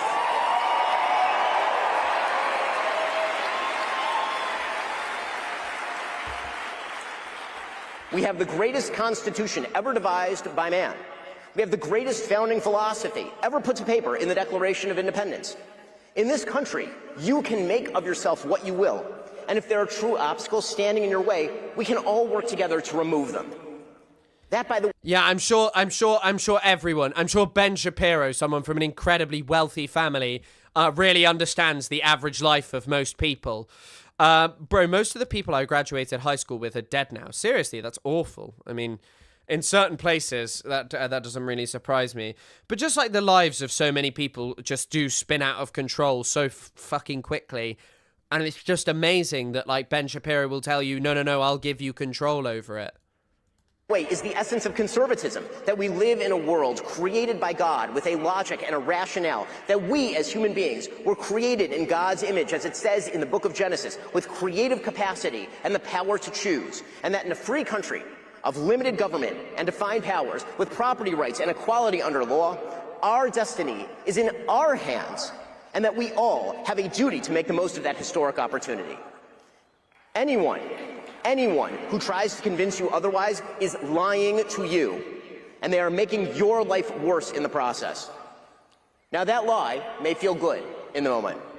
It may excuse us from taking the corrective action we can take on a personal level to fix our lives. It might give us someone else to blame for our own failures. But in the end, the lie kills. Not just your future, but the country that we've been given. So, for those of us who talk for a living, that's our job. To discuss America's problems with truth and with evidence. To provide possible solutions. And to encourage Americans to succeed and make great decisions. We who speak to people on a regular basis, who have a microphone and an audience, we have duties to you. The duty to speak the truth. The duty to speak from principle, not personal feeling. The duty to take responsibility for our own actions. The duty to provide you with evidence to do more than conspire. It's so funny as well that, like, American conservatism and generally American politics on both sides of the mainstream aisle is very often taking no responsibility for any of their actions, for their country's actions and their consequences all around the world. Especially conservatives who complain about immigration whilst their country tears apart other countries, you know, and the same people on the like mainstream left who do that, you know, who advocate for some or other foreign invasion, some or other regime change operation, you know? Theorize or just ask questions, and the duty to posit real solutions. And if we fail in those duties, you shouldn't listen to us. But you have duties too. Far more important duties. Duties to God and to yourself and to your families. The duty to do the best for yourself and your family and your country with the abilities that God gave you. The duty to be grateful for this extraordinary country. The duty to celebrate what we've all been given and to fight to preserve it. All of that, every bit of that, begins with truth. We owe you that quest for truth. God, this is just crap. This is genuinely just crap. Lost my job last month. Thankfully, my parents are supportive and let me live with them. But it's just so inhumane. Cobra is so expensive. And even if you get a job, usually takes 3 months for new ins. What's Cobra? I'm sorry, I don't know, Unholy Orangutan. I'm sorry to hear you lost your job. But yeah, like, I like... Did any of you see that video of, like, some mainstream leftist who was just like, dude, actually, if you have money... Like, it's kind of easy to make a lot more money. And if you're born into, like, even a decent amount of wealth, by virtue of just investing in the market, by getting a house when you're young, over the last 20, 30 years, you have done much better for yourself than someone who probably worked very hard and got a much better job than you, but was never able to get a large amount of money. It's kind of like this really horrible thing in the UK right now. I know many of you won't understand this, but if you're like a graduate, right, you have to live in London. Because in London is where the good salaries are. And sure, there will be like high payers in London who are earning loads and can save money. But in the context of basically anywhere else in the UK, you can't live there. And then simultaneously in London, even if you're earning a decent salary, you know, 30, 40k as a young person, you're still going to be spending so much to live in London just to enjoy and have a normal life that you are just cooked. You're not getting any money. Like, realistically, by living at home until you're older, you can just save much more money than anyone who goes out and lives anywhere else. And there are so many people who cannot do that if they want to go and get a job somewhere else. Cobra is the bullshit that you can pay for insurance after you lose your plan. It's a ripoff. My parents both told me not to use it. Okay, I see. Try win a game of Monopoly when every property is bought. Cooked. Indeed. You owe yourselves that quest for truth. And true victory only comes through truth. Thanks. The only thing I do have to say about, like, families living together under one roof is it isn't necessarily as bad as people imagine. I'm not going to lie. If your parents have the ability, it really is a blessing. I think in Western society, we kind of just have this belief that we need to get out as soon as we reach the age of 18. So much. Happy to take a couple questions. America is approaching its 250th birthday. It should be a time of celebration, but... How shit do you reckon Ben Shapiro's book is? I would love to read it and see how many citations are in it. you.com/ I have a question. How do you balance telling the truth with delivery and speaking to people who disagree? I just want to see if there's any questions about Israel in here from the audience. That'd be funny if someone asked him about Israel.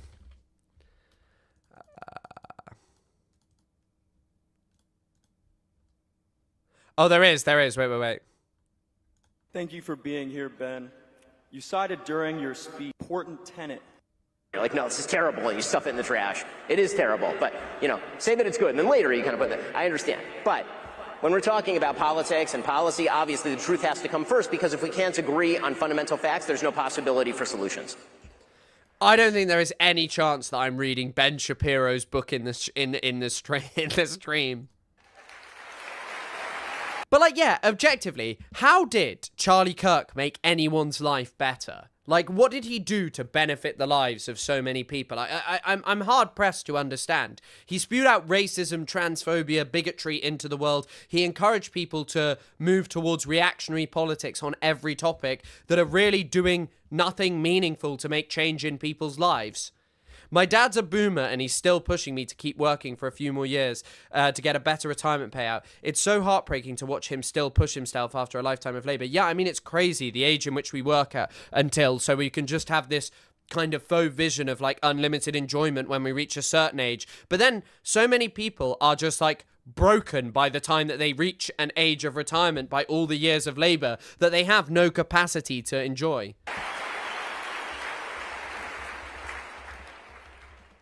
Thank you for being here, Ben. You cited during your speech truth as the most important tenet of American conservatism.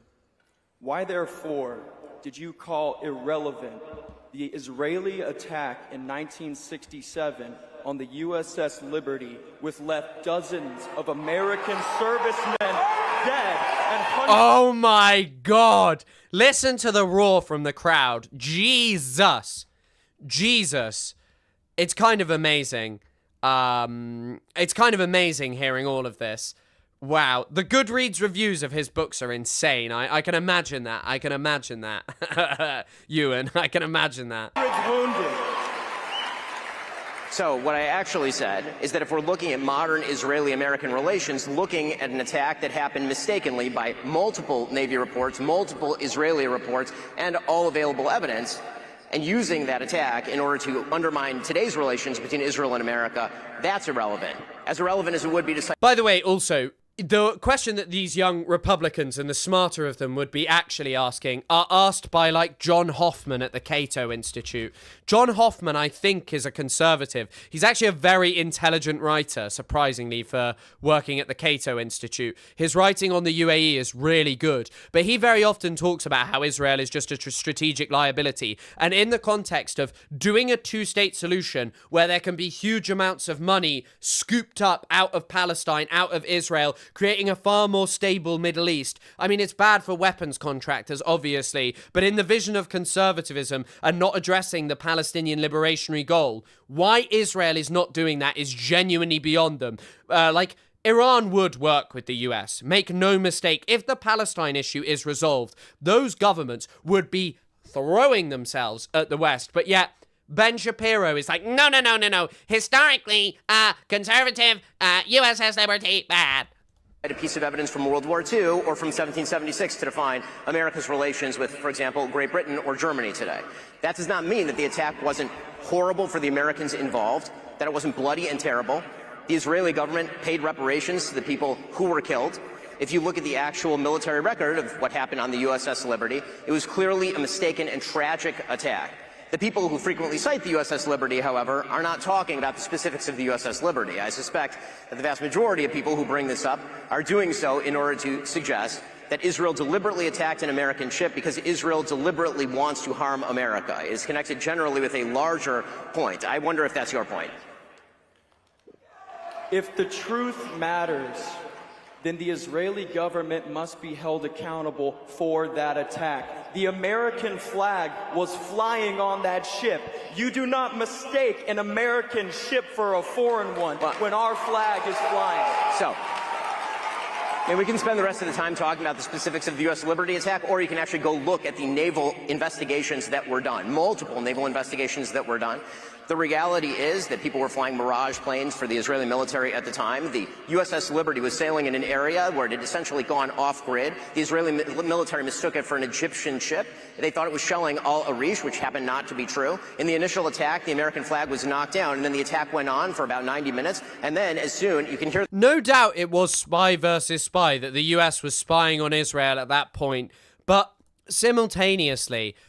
it is such an interesting war crime by Israel to focus on. There are way bigger betrayals of America in, American-Israeli history. For example, one of the biggest is Menachem Begin in the 70s after meeting Jimmy Carter and having, this great, lovely meeting with him, and then just going back and authorizing huge amounts of settlements in the West Bank. That kind of shit where if you loved America and you loved what America believed in, what your government told you, this was the position of Republicans up until Trump. The Israeli government betrayed every government up until Trump if you really loved America and what it stood for globally by building these illegal settlements. Of course, most people don't give a shit about that on the right because, well, they don't give a shit about international law because it would kind of indict a few American presidents, maybe. This, by the way, on the tape. And yeah, of course. Like, why would the USS Liberty be a point of focus when this is great, Lemon Mint Cat? Americans killed in the West Bank.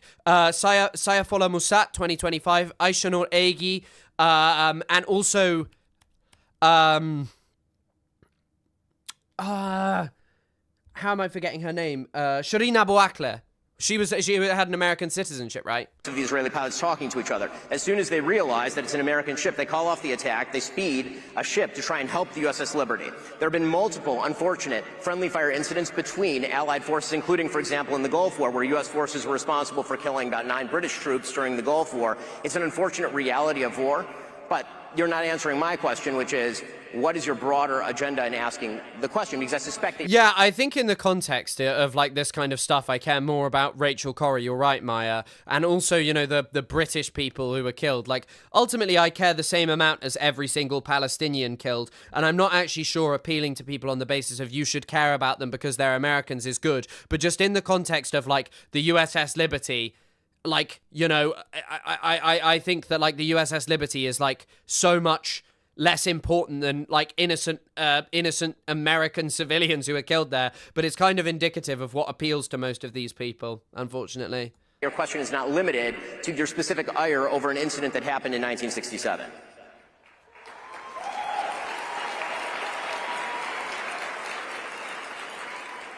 I think we should question any foreign country's relationship with our government. That's totally fine, but I'm just wondering why you serve American interests. Again, I'm perfectly fine with questioning any country's relationship with the United States.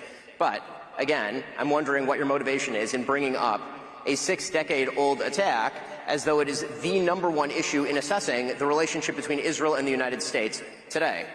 Well, many problems persist to this day, but it's interesting that you say 6-decade-old incident when there are many people in this audience who were alive for that attack, as if this is something that's irrelevant. Well, that doesn't no, it's just not particularly relevant to assessing the relationship between the United States and Israel. Look, I know I'm covering it, but look at this guy's face right now. If Ben Shapiro is getting wojacked right now, he's soy. Israel today in the same way that in 1967, there are a wide variety of countries with which the United States had different relations. Okay, it's clear you're not going to actually answer the question, so I'm happy to move to this one. I mean, yeah, obviously Ben Shapiro did a bad job. Don't worry, that's enough Shapiro, but it's not enough of the conservative movement, because we've now got Candace Owens being what is straight up just, like, insane anti-Semitism. Like, I'm sorry, if you want to defend her, like, I'm not having any of it. I am done with it. This one is so fully off of the mother effing plantation. Truly, Ben Shapiro, fuck you and the midget horse that you rode in on. And I don't get that reference. Does anyone know? I say that on behalf of the world. I know. Much love, chat and Chris. Got to go musically practicing right now while listening and reading live chat. And Chris, good luck with your musical practice. Good to see you, Politics. You're going to get applauded by Konstantin Kisin and Andrew Christ is King Clavin and all of the people, the men who have to keep applauding what you do like you're a 4-year-old to make you feel good. But the rest of the world can't stand you. You're obnoxious. You have absolutely no values that exist outside of the Talmud. You describe yourself as a Talmudic Jew, and I've learned what's in that Talmud, and I encourage other people at home to learn what is in that. Okay, right. I think it's worth talking about this. This is genuinely, like, an insanely anti-Semitic book. Like, there's some old-timey anti-Semitism. And there's also a really funny thing, which I kind of had a problem with. I was trying to learn a bit about this, but the problem is that most of the people writing threads about this are pro-Israel. But one of the funniest things, they're like trying to make connections between all of this stuff. And they're like, this is ancient anti-Semitism that is now expressed through anti-Israel thinking. But this guy, who was like a genuine deranged anti-Semite, was a fan of Zionism. He viewed Zionism as the solution to the Jewish question and wrote a pamphlet against Gudermann's Das Judentum in seinen Grundzügen, etc. Those of Rowling's works which concern Jews are Der Talmud Judah. This is like a really, really, really niche kind of anti-Semitic book. Like, I think she pulled it up because I'm not even sure where she's got this from. But the Talmud is quite interesting. There are by the way, some interesting facts about the Talmud. This is from Daniel Boyarin, who is a scholar of the Talmud. The Talmud says that Jewish people should not gather inside one place because they are at greater risk from their enemies, according to Daniel Boyarin in the No State Solution. And he also notes how, whereas today Israel is like, oh, the diaspora was terrible, and Zionism talks about the diaspora as terrible. His opinion, derived in part from the Talmud, is that actually the diaspora was good for Jewish people, and there are some writings about how going to Babylonia was good for Jewish people because they were working in Aramaic, which was apparently closer to biblical Hebrew than any other language at the time. And hello, Sophie. But yeah, I mean, Candace growing in influence is troubling for this reason. The woman is like a real depraved anti-Semite. Like, let's talk about the I just want to look how the core argument is soiled infamous Talmud, because this isn't about this, but this is one of the few people who's talked about it. Like a pro-Palestine, anti-Zionist rabbi talking about this. Because I've seen a lot of you falsely. I think they're a rabbi, actually. I'd have to check that. It to Zionism. You've probably heard people refer to the Torah as the Jewish Bible, but the Torah is not the only sacred text of the Jewish religion, and there are technically two types of Torah. There's the written Torah and the oral Torah. The written Torah is the 5 books of Moses, and then there's also the Tanakh, which is the 5 books of Moses, and 2 additional books known as Nevi'im, which is prophets, and Ketuvim, which is writings. The oral Torah was passed down orally from Mount Sinai until the destruction of the Second Temple. At that point, the rabbis feared that the oral Torah would be forgotten, so they wrote it down. That book is known as the Mishnah. Now, the Talmud consists of the Mishnah and the Gemara, which is commentary that was originally given by different rabbis between the 3rd and 6th century AD. And then it was added to over time. Basically, the Gemara is a bunch of old Jewish dudes arguing with each other about different interpretations of the Mishnah. And yeah, some of I mean, like, just actually, well, I shouldn't have paused it there, but I heard your comment. Will Menneker said Candace has the anti-Semitism of an old Russian aristocrat. I mean, yes, this is like really old-timey anti-Semitism. The guy she is citing was like a major proponent of the notion that Jewish people engaged in blood sacrifices. Like, he really liked that notion that Jewish people were, you know, like what actual blood libel is. Like, you know, talking about how Jewish traditions basically say, no, you need to do this. The Talmud is ridiculous and obscure. I'll give you that. But apparently there's a bit in the Talmud that's like, you shouldn't eat an egg that's laid on a holy day. So it's obviously like quite a mixture of things. This narrative that the Talmud is related to Zionism. Where does that come from? It actually comes from an anti-Semitic book written by this Lithuanian Catholic priest with some serious eyebrows. He's fighting Ben Shapiro on the eyebrows. But yeah, one of the interesting things is, like, if you want to read about this, like, look, I am not a theologian of Judaism. I'm not. I never have claimed to be. There are a couple of good books that I would read. The No State Solution is good by Daniel Boyarin, and the other one, is The Question of Zion by Jacqueline Rose. That's not really, it's like a psychoanalytic approach to it, but I'd recommend looking into it. But like, look, people do this with Islamic texts, and I balk at it because they don't give a shit about how most human beings actually engage with the religion. All religion is basically about a relationship that people have with an entity that they view as God. Some people take that down problematic turns. Some people take it down very racist turns. Some people take it down very violent turns. But ultimately, the vast majority of people just exist and have this personal relationship with God that defines their life. And picking and choosing specific parts from any religious text is indicative of, like, not serious argumentation. The book, which is known in English as The Talmud Unmasked, consists of quotes that are claimed to be from the Talmud and other Jewish texts, proving that Judaism views non-Jews as less than human, and it urges Jews to unalive them.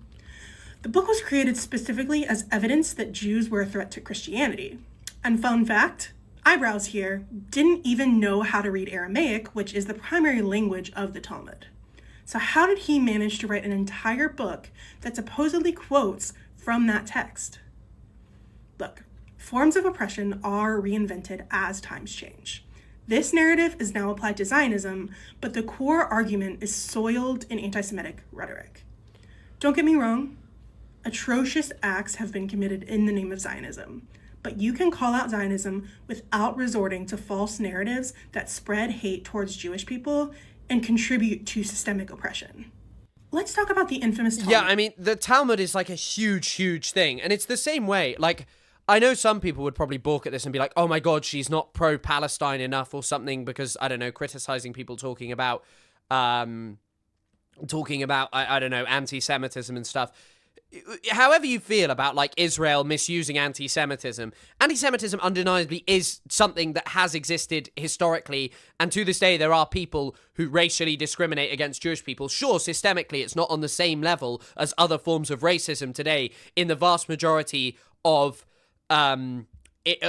Western societies. But yeah, I mean, like, in actually all societies, it's nowhere near the level that it once was. But yeah, this guy is like an awful character, and Candace Owens pulling up his book is kind of indicative of what this woman is actually like. This is not about Palestine. It's not. It's like Nick Fuentes. Nick Fuentes, pre-October the 7th, I will always cite this. I do not have a dog in that fight about Palestine. But yeah, like, classic case of slapping people into one hive mind. Yeah, exactly. Like, I've spoken to these people on TikTok, and they're perverse Islamophobes. Like, realize, if you're sat there and you're having like, well, you know, oh, there are probably some bad verses, realize that people do this exactly with Islam. They don't give a shit about learning about the history, the politics of Islam. They are like, all Muslims, to live like Muhammad, need to be nonces. And that is their entire world and argument. And it's bad, and it is dangerous, and it is leading to extreme violence in the world right now, and it should be talked about. But someone bringing up, you know, 19th century anti-Semitism, that's also pretty fucking bad, with a big platform. That Talmud, that you know what Ben thinks of you, because he doesn't just hate me, he hates you too, white men. He hates all black people, okay? If he's following the... By the way, this statement is objective lie. Ben Shapiro hates black people, yes, but he does not hate all white men. Rules of the Talmud, I mean, when I say hate, they think that we're animals, that they have a right to own us, that they have a right to make us worship them, that they have a right to lie to us, that they have a right to sue us and take everything that we have, that they have a right to deceive us, that they have a right to treat Charlie the way that he treated Charlie while he was alive, only to then try to defraud the population into thinking that he is somehow a part of his legacy, that he's... By the way, I'm sorry, Ben Shapiro was one of the last guests on Charlie Kirk's show. Like, he objectively was. Like, he was one of the final guests on Charlie Kirk's show, and he was allowed to kind of spew out whatever he wanted about, you know, about this. Somehow cared about Charlie Kirk and cares to protect the people that are working at Turning Point USA. Goodbye, Ben. Goodbye. Question is, how much more money is Ben Shapiro going to spend to make people think that he's popular? How many more articles is his father going to write under a pen name, Hank Berrien of the Daily Wire, under the pen name Hank Berrien, as he wrote while Ben was at Breitbart, before he turned his back and betrayed them too, because that is his nature. He's one of these belly creatures, sliver on. The question is, how many more weeks and years do we have to keep pretending like Ben Shapiro is relevant? It's an open-ended question. Of course, what followed Ben Shapiro on stage is somebody who Charlie Kirk loved very much and who he fought for to the very end against the Jewish donors who were pressuring him, some of them because Ben Shapiro insisted that they do. That is Charlie Kirk's true legacy, and that is Charlie Kirk's true friend, just as I was and am and will continue to fight and ask questions about who killed Charlie Kirk. And to people that are at home, I implore you to wake up to these people who believe that they are contract lords. I challenge Black Americans to wake up to your true history, because your quarrel is not with white men, okay? Wake up to who publishes these books and keeps us warring with one another. Christians versus Christians, right? Christians versus Muslims. It's like genuinely, this is insane. Like, this is genuinely insane. And I know she's always been like this, but this is like outrageous levels of anti-Semitism. Wake up and learn the true history of slavery, because that wasn't exactly. And like, I don't give a shit talking about this. It's crazy. It's crazy. Like, that she feels comfortable saying this kind of shit. Like, but it doesn't surprise me. She was allowed to do it for years. And some people will say, well, this is what you get when you demonize Israel. And it's like, no, she was doing this and going to Israel. Israel literally had no problem with her for her previous statements on Adolf Hitler. It's only now that she criticizes Israel that she's in any way in trouble. Exactly a white men sport, okay? It's also crazy. By the way, the literature on Jewish people and the slave trade. Now, I didn't have time to read fully. There's apparently one very concise book that's very good on this that has looked into the historical record and this. And apparently all of this predominantly comes from the Nation of Islam. Jewish people were the ones that were trading us. Jewish people. And by the way, white men carved up Palestine. White men got behind the Zionist project. White racists in Britain who believed that human beings in Africa were inferior to them supported the Zionist project. Theodor Herzl liked anti-Semites because he viewed them as people who were going to support his project. Sitting there and acting as if white people did nothing wrong, Jewish people did the slave trade, is unbelievable. Were in control of the slave trade. They've buried a lot of it, but it's there, and you can find it. I think all of us need to wake up to this, because it's making me absolutely sick that he is so bold that he dare sit near Charlie Kirk's chair, that he dare grace that stage when Charlie Kirk knew exactly what Ben Shapiro was and will always be. Why did he have him on his show right towards the end then? I don't understand. So again, on your belly, Ben Shapiro.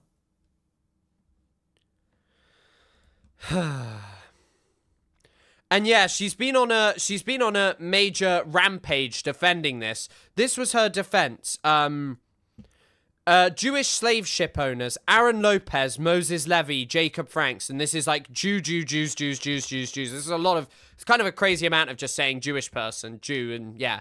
But anyway, I'm going to pull up a thread from an OK Reddit. I'm sure not everything, because I don't trust historians on everything, but someone has like a decent summary of a long book that, I'm sorry, today I went to the Christmas market. I've got to admit, I betrayed you. I didn't have time to read Jew slaves and slave trade, setting the record straight. This person has a summary of it, and I don't doubt that it's true.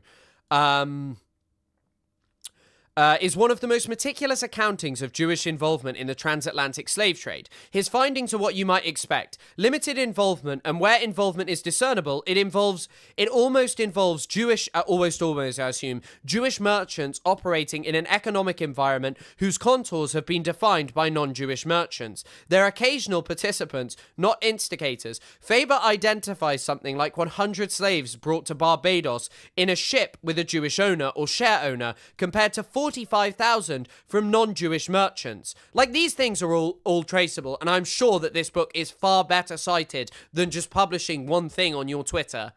But yeah, also, sorry, the reason I started laughing is because I remembered I was reading the other day. So there was this conference called the Genoa Conference in after the First World War. And it was in 1922, and it was organised by the British. And it was basically to discuss economic issues, security pacts and such. And anyway, apparently it was one of the times that the Bolsheviks were invited, and the Bolsheviks made a side treaty with Germany called the Treaty of Rapallo.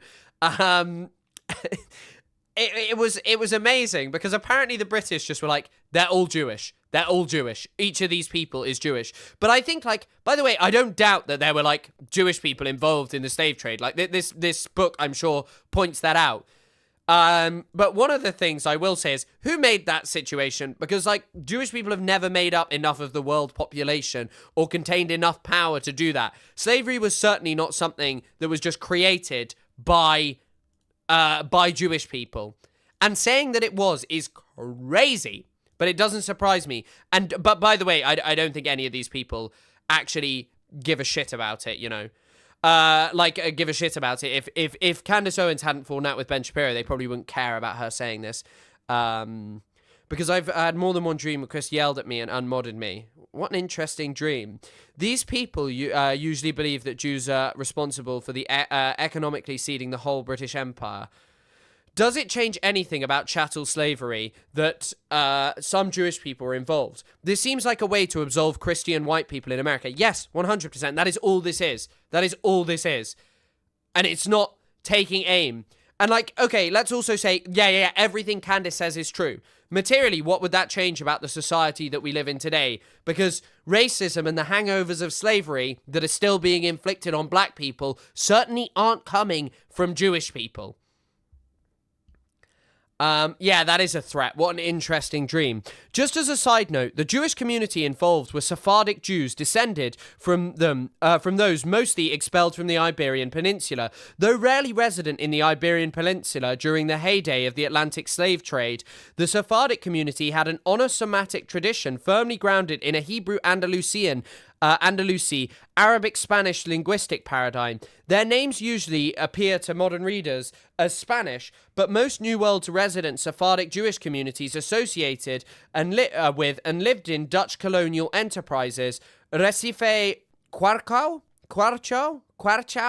The American mainland Jewish communities likewise originated immigrants to Dutch holdings from mostly New Amsterdam, but Newport and everything. The link with specifically American flagged slave trade is almost certainly due to the involvement of Aaron Lopez, a Sephardic Jewish merchant from Rhode Island who was involved in the slave trade. Rhode Island briefly specialized in the Atlantic slave trade in the immediately pre- and post-revolutionary period. The actors are overwhelmingly Americans, Yankee and French Huguenot mostly, but Lopez is certainly a prominent member of this clique.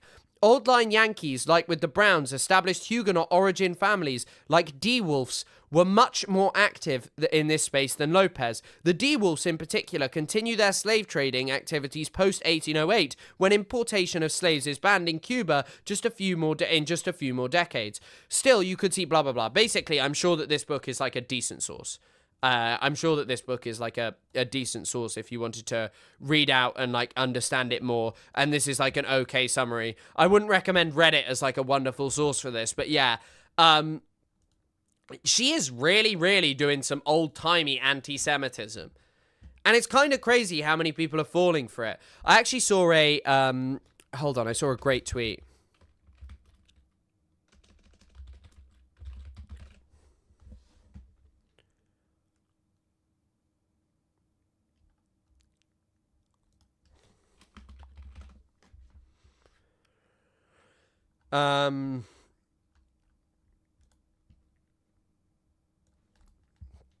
Accounts like this portraying Zionist settler colonialism as immigration and boosting right-wing figures like Candace Owens and Dan Bilzerian are not true friends and clearly intend to drag Palestinian supporters into a reactionary direction. That's just a Twitter account that has always been a little bit funky. But he had a great tweet about Candace Owens that popped up in my feed after like a while.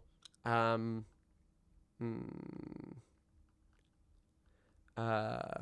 sure it was... Yeah, wait. This was not long ago. It's wait. Here we go. It's clear Candace Owens' role is part of an effort to absorb widespread anger about the genocide and unprecedented anti-Israel sentiment and funnel it back into the reactionary political stance that obscures/exonerates US imperialism and pushes anti-communist lies about the Bolsheviks. 100%. 100%. Louis Alday is an Assad apologist. I mean, look, put frankly, Louis Alday is like genuinely someone who is like quite a big expert in Syria. I don't think he actually is someone who is like, Assad is good. I think he is much more someone of the opinion that the destabilization that has occurred in Syria is a very bad thing in the long term. And to be fair, I mean, they've given up the Golan Heights, which is objectively bad for Palestine and the Palestinian cause. Palestinian cause, but yeah. But yeah, I also, by the way, just pushing it back into reactionary stuff is like, this is just like the most concise and like clever explanation of it all. I think 100% this is. Like, blaming Jewish people and ignoring the role of America and Western society and pretending that they were moral and good and that actually the slave trade was not the issue of white people and that Ben Shapiro hates white people is farcical. Ben Shapiro is someone who has used his platform as a vehicle to empower Donald Trump. He is not some great guy. He is not someone who hates white people. He has done everything to associate with white supremacists. His only problem with white supremacists lies when they criticize Israel. Yeah, she does believe that Jewish people were in control of the Atlantic slave trade. It's just really old-timey anti-Semitism. She is a cynical media operative serving an agenda, not a sincere anti-Zionist that should be trusted, and you're lost analytically if you are unable to see that. Critical support to Louis Alday for this banger tweet. He just said, depressing that it even needs to be said. The only thing I think cynically that I look at and say is a good thing is her tearing apart the American conservative movement, who themselves spew heinous racism about any minority group that they can, who ruin the lives of so many people and then balk when Candace does it in any other form. But the reason that I feel like it's worth talking about is only because I actually care about racism. And also, by the way, even Nick Fuentes' outlet is now posting about Candace Owens, the thing we saw the other day, about this forensic analysis of the planes. Candace Owens is apparently lying about the planes, and it wouldn't surprise me, man. Like, I don't like this. I don't like the motion that she's getting.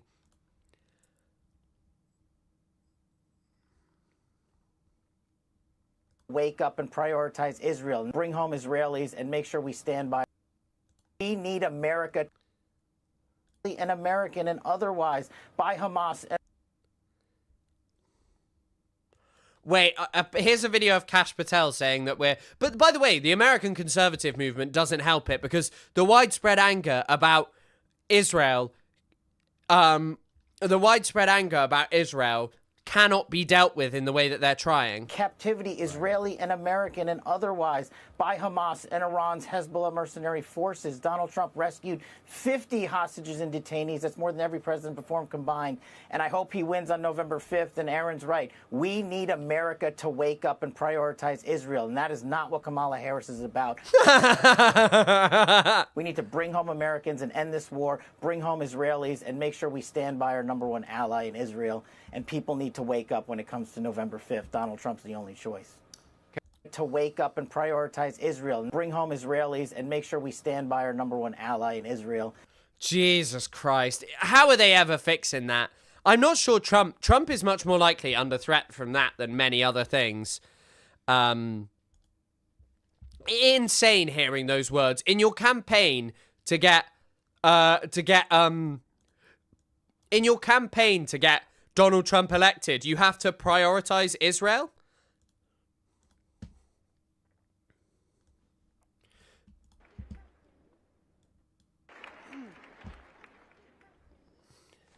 But here's Tucker Carlson at the same event. Is the American-Israel public... Hold on. Affairs... The fact that... You can just... The noise at Tucker compared to him. Pfft. It's also kind of really interesting how, I think in terms of what's happening around Palestine, all of these people do have careers, and they never talk about all of the, like, you know, young leftist students who are removed from the country, who are put in such serious trouble because ultimately they're not white. I think we also need to question any and all foreign influence. That includes the UAE. 100% any and all foreign influence and what they're getting up to in our countries. It needs to be questioned, genuinely. Especially the UAE's lobbying. So, no, of course it's not. And that's why they respond with, like, rage and shame. Because you caught them doing something they can't defend. Duh. And also, by the way, you asked if I'm going live with this guy Isaac. Yeah, at about 7 p.m. So in about 45 minutes, I'll be live with Isaac on No Politic here. I don't know what the hell we're doing, but we're doing something here. Also, like, I don't get how anyone who supports Palestine unequivocally remains in the situation where they'd be happy to having helped get the Republican Party elected. Like, how is that possible, right? Like, how? How do you reach that conclusion? But I really thought that the impulse... Way more popular. Way more popular than Ben Shapiro.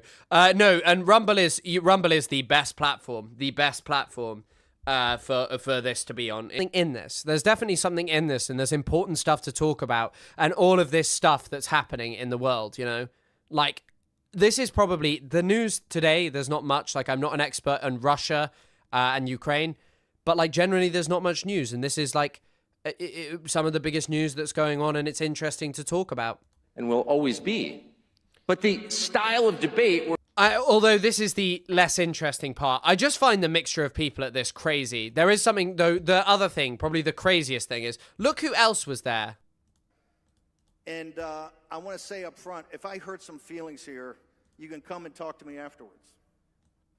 This whole thing that's gone on the last couple of days, some of the comments tonight, this is not about, this specific incident is not about freedom of speech or platforming or deplatforming.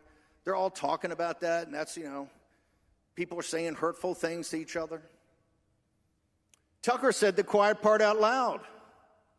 This is a proxy on 28. Now, I think it's way too early to be thinking about 28. But he's right about one thing. This is a proxy on an issue that's not freedom of speech, and not are you going to get platformed or deplatformed. This is about a situation that Charlie Kirk was probably one of the most, if not the most important person in doing and accomplishing. He might be dressed in tribute to his best friend Jeffrey Epstein. I don't know. Like, why does also he look worse there than he does here? Like, what's that all about? How much makeup is he wearing? This is at least 6 years ago. The whole thing to me is amazing. This whole event is just unbelievable. Like, truly, amazing. How on earth are they hosting an event that has Ben Shapiro going, the Epstein files were not that big, to then, like, having Tucker Carlson, you know, and then to having Steve Bannon talking about Israel. And that is this concept of what I would call greater Israel and Israel first. Like, what is this conference? Like, it's such a mixture of people. A cancer, and that cancer spreads. Here he is giving his opinions on Ben Shapiro, which is truly very valuable. Shapiro is like a cancer. Shapiro is like a cancer, and that cancer spreads. It's a cancer, and it metastasizes. He tried to take over Breitbart, and I ran him out of there.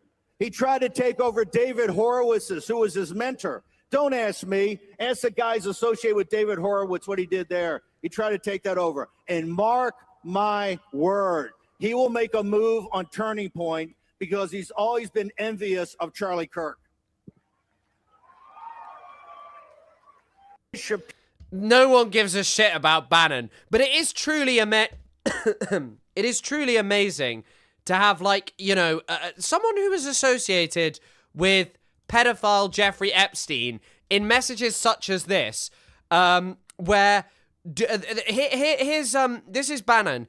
Do you know anyone in Europe that wants to control the European Parliament and with it the EU? I need to get serious about talking on Soros. Epstein replies, there are lots of issues around this, not for text. Like, what? Like, how? What is this whole event, you know? Like, what is this whole event? Like, Bannon and Epstein were really good friends. They were like, it looks like they are just best friends, to be honest. But frankly, they were like always texting each other, like constantly. It is utterly ridiculous. Not Jeffy Effie's BFF using Kirk's death to start beef. And also to just talk like this about Ben Shapiro. Of course, fuck Ben Shapiro and calling him like things like this.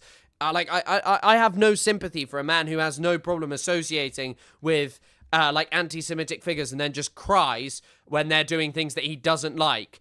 But yeah, like even JD Vance was kind of speaking out against Ben Shapiro. All of you, each and every one. President Trump did not build the greatest Also, thank you as always, Silent Scythe, for your support and just being here. It's always great to have all of you here. Coalition in politics by running his supporters through endless, self-defeating purity tests. He says, make America great again because every American is invited.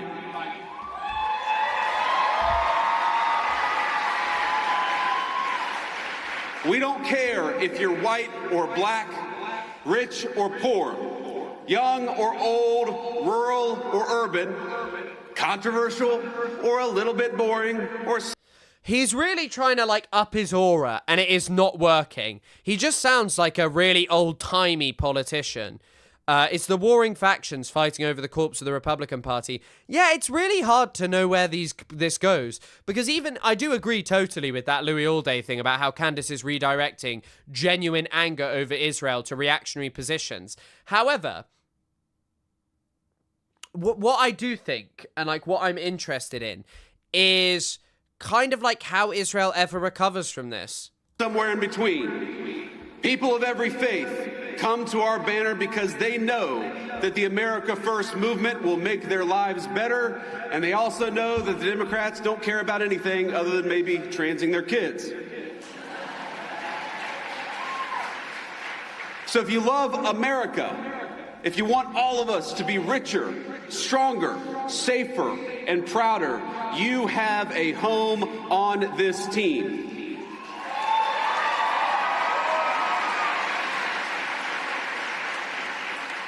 I didn't bring a list of conservatives to denounce or to deplatform, and I don't really care if some people out there, I'm sure we'll have the fake news media, denounce me after this speech. But let me just say, it's kind of crazy that the vice president, who may or may not be in a relationship with Erica Kirk, is saying this at the Charlie Kirk event, like calling out Ben Shapiro. Yeah. The best way to honor Charlie is that none of us here should be doing something after Charlie's death that he himself refused to do in life. He invited all of us here.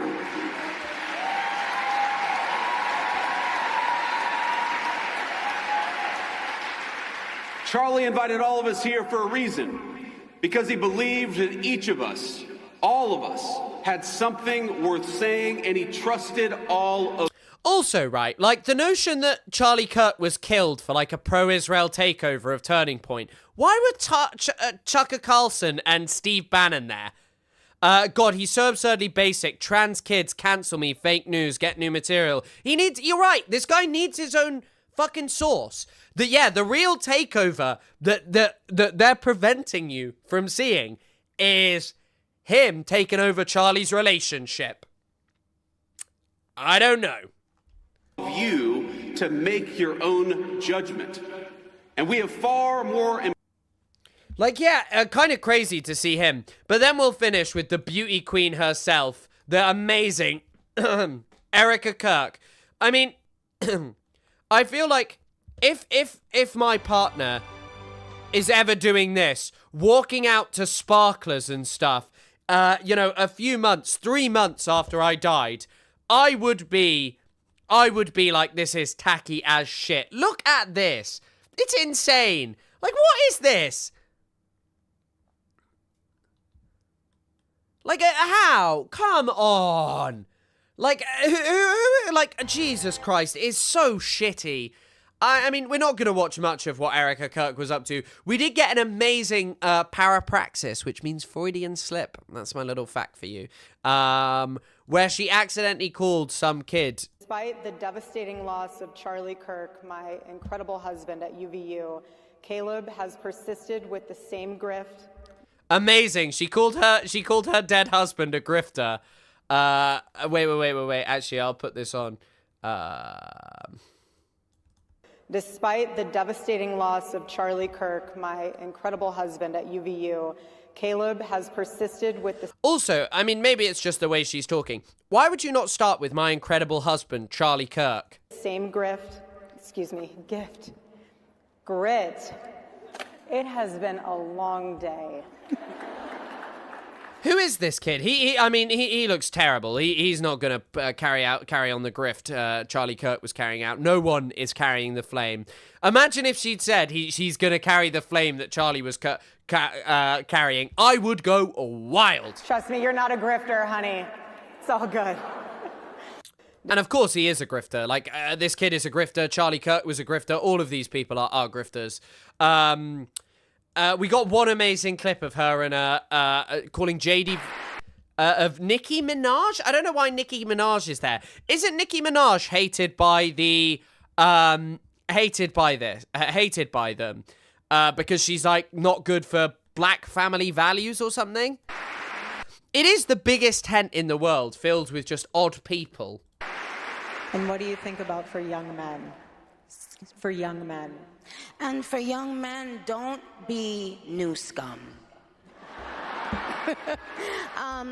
Yes, see, dear young men, you have amazing role models like our handsome, dashing president. And you have amazing role models like the assassin J.D. Vance, our vice president. That is the bigger parapraxis. She's giving the game away. She is giving the game away. Erica's smiling. She knows that the actual thing that they do not want you to know is that it wasn't Israel. J.D. Vance carried out an operation to kill Charlie Kirk. Years ago, he planted a tracking chip in his neck that was to explode. And then he could steal Erica. And when I say that,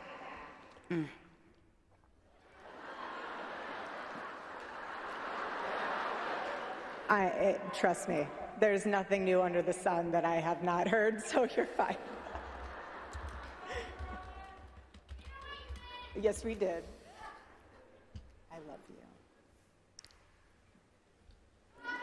I love you. Erica Kirk, this is just such an odd way to remember your husband. I can't really get over this. Tucker Carlson, Amfest 2025. There was a bit, by the way, as well. Once again, I feel like all of these theories about all of this kind of fall apart when you listen to, my God, for some reason as well. For some reason, the transcript for Tucker Carlson's speech is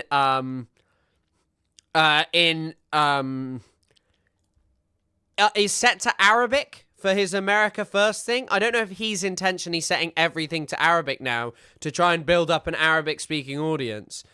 But, like, look, the transcript for this is just in Arabic. I don't know why. Wait. I'll have to look up in Arabic. I don't know how you'd spell Erica. Erika. Hold on, let's see if it finds it. No, it's not. Why is it in Arabic? Oh, I'm going to have to look for a different version.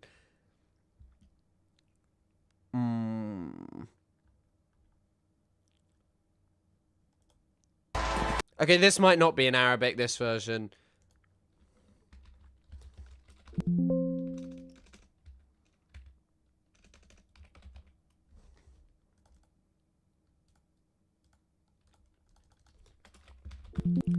Oh, fuck me. I definitely heard him say this, where he was talking about, where Tucker Carlson was It talking. is utterly ridiculous.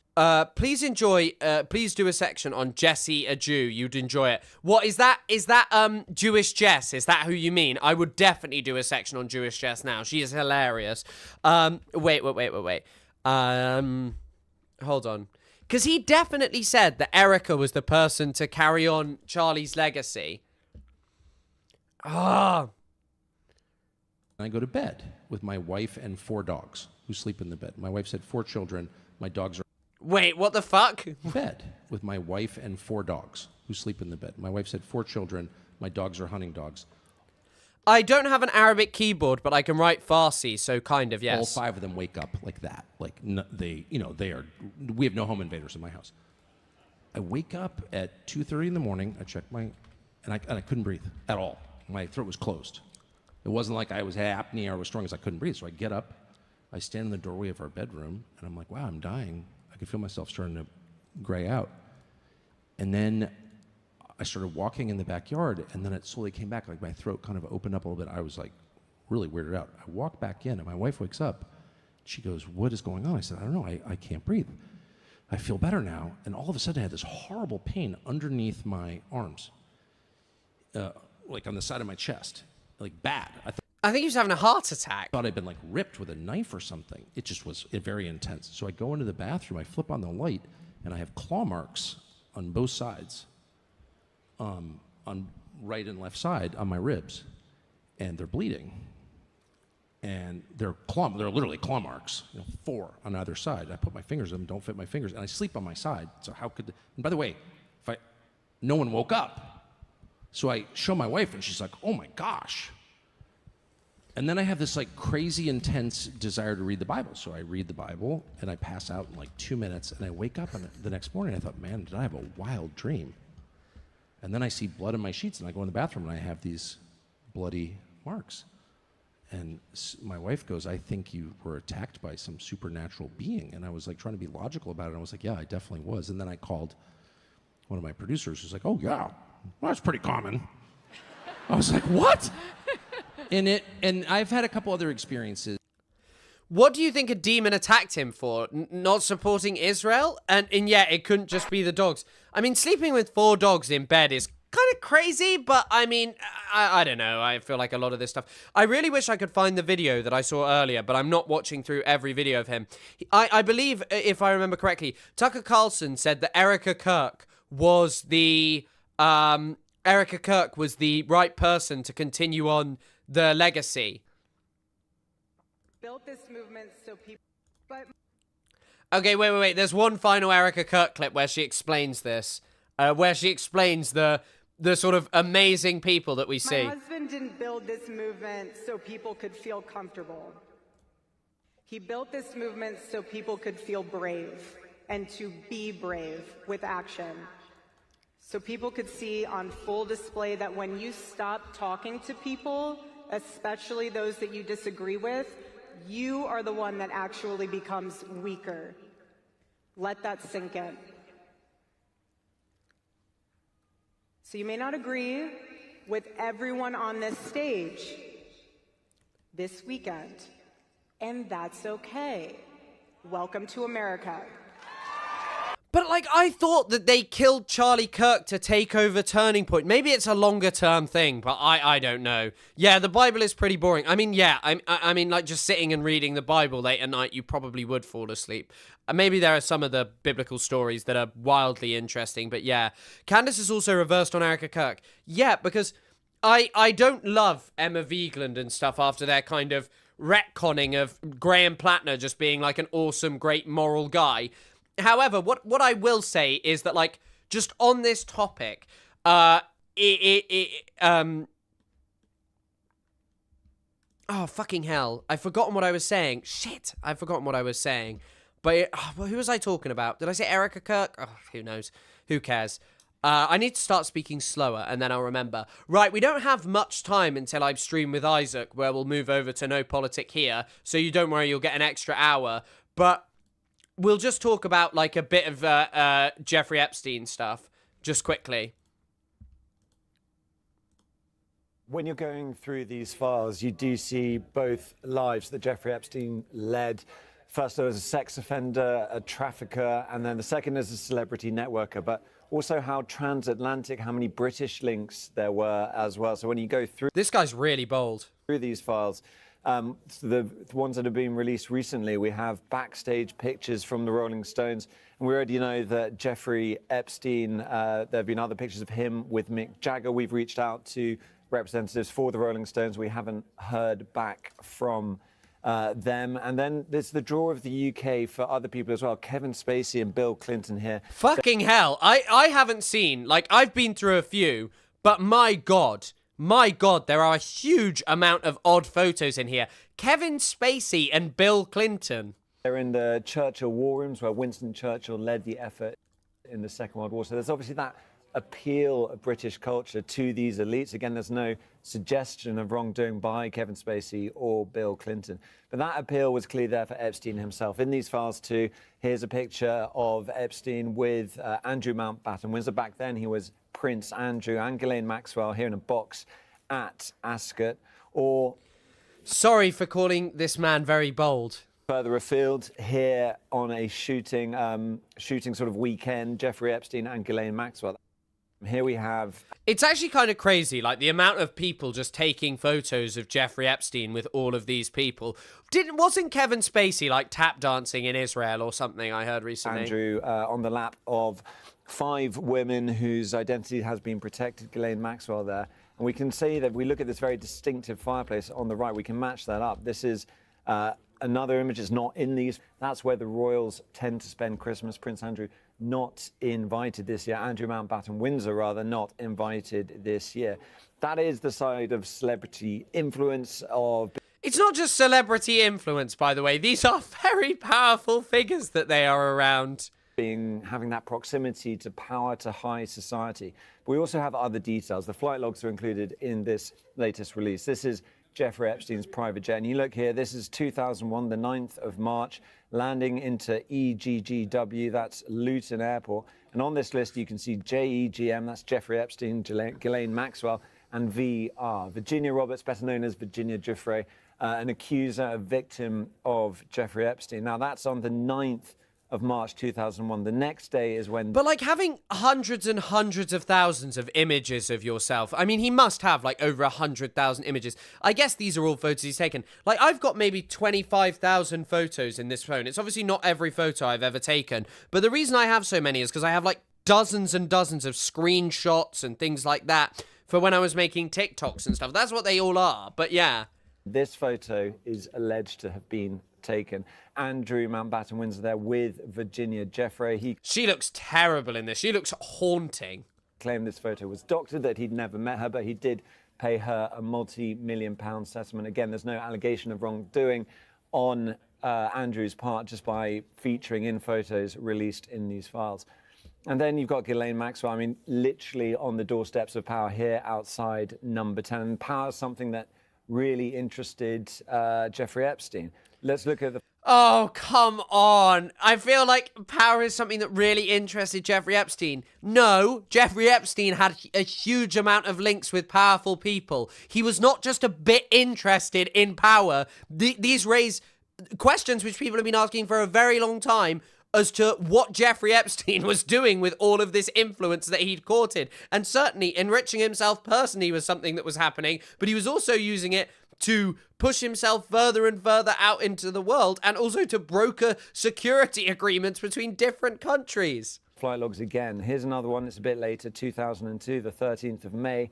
Lands again into Luton. We know the very next day he met then Prime... To be fair, poor Jeffrey Epstein having to go to Luton. It's a shithole. Minister... Sorry, Tommy Robinson's from there. Tony Blair. This is 2002. This is before Epstein was first convicted, so there's no allegation that Tony Blair knew about any of his crimes. That meeting was set up by this man, Peter Mandelson, pictured here with Jeffrey Epstein. He features heavily in these files. He had. I actually, by the way, I cannot believe that people in any capacity in the UK, that there are still these like Labour centrist freaks who like advocate for Keir Starmer. Keir Starmer appointed someone who had very clear links to Jeffrey Epstein to be the ambassador to the United States. I feel like he doesn't get enough flack for that. I feel like that was kind of left. Why the hell are you appointing this guy, Peter Mandelson, a guy with a huge amount of scandals, to be the ambassador to the US? Why? Why? What's going on there? Stop being the British ambassador to the US as a result of his connections to Epstein. So you really get this picture of his spread into British life. But again, that darker, grim side of it, that's also mentioned in these later files. This is an expert witness speaking as part of the grand jury trial for Ghislaine Maxwell, talking about victims of Jeffrey Epstein, and one who met Ghislaine Maxwell when she was about 17. She grew up in England, and that girl would later be trafficked to Epstein's private island in the Caribbean. So those two lives that Epstein led, he led them in the UK too.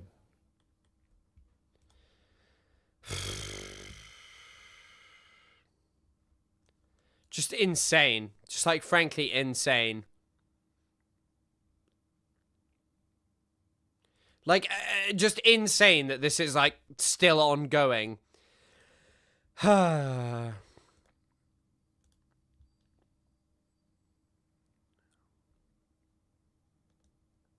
Like, there were all the quotes of Lolita written on someone's someone's body, and someone said that it would be like Nabokov being like Oppenheimer. Photo of him and Bill Gates with what must be a victim, right? Like, who else is this? She was, if you don't know, Lolita is a book about being a pedophile. Like, it's not like, I've never read it, but it's like the substance of it, right? It's about a relationship with, a relationship between, like an inappropriate relationship. But yeah, one of the OG Epstein accusers, Annie Farmer, who contacted the FBI and launched a complaint in 1996, and never heard back, argued more girls were harmed and that it didn't need to be because of FBI inaction. Farmer had told the FBI that Epstein, who assaulted Maria, a figurative artist, and Ghislaine Maxwell had stolen photos of her younger sisters. Today, release confirms her complaint. Jeffrey Epstein, character of case, child pornography. Complaint stated that she is a professional artist and took pictures of her sisters, 12 and 16 years, for her own personal artwork. Epstein stole the photos and negatives and is believed to have sold the pictures to potential buyers. Epstein at one time requested to take pictures of young girls at swimming pools. Epstein is now threatening the victim that if she tells anyone about the photo, he will burn down her house. This is an FBI complaint about Jeffrey Epstein. Down. Annie, where do you personally come down on the calls to? Hold on, I want to hear this, and I'm going to turn it up. So this is the actual victim herself who launched an FBI complaint all those years ago. How was this buried? Like, asking the question and just going, yeah, Jeffrey Epstein seemed to like power and influence, when there's like, you know, FBI reports ignored about Jeffrey Epstein liking child pornography. And by the way, all of those powerful presidents and prime ministers around him knew about this shit. You are telling me that no intelligence agency bothered to like talk and tell prime ministers about that? Lives that Epstein led is a crazy way to say sexual abuse of minors. 100%. And also, the fucking crazy part about all of this is like, as I say, most people knew. They knew. I'm sorry. You could read in the birthday book. The birthday book is just like, we are pedophiles. Annie, where do you personally come down on the calls to release everything? Do you agree with that? Yes, I'm definitely. Yeah, I didn't think the book is anti-pedophile. All of them meet a bad end in the book. It's a bit of a Patrick Bateman or Tyler Durden situation. Interesting. Yeah, I've never read it, but I knew it wasn't just like a pro-pedophilia book, but it's like a substance of it. He read it and just loved it, clearly. Supportive of more transparency in this case. You know, my sister has filed this lawsuit in order to have more information released as to why her 1996 FBI report, why nothing was done, right? That's something that has been so upsetting for us, to know how many people were harmed that didn't need to be if there had been. No, what books did Epstein order on Amazon?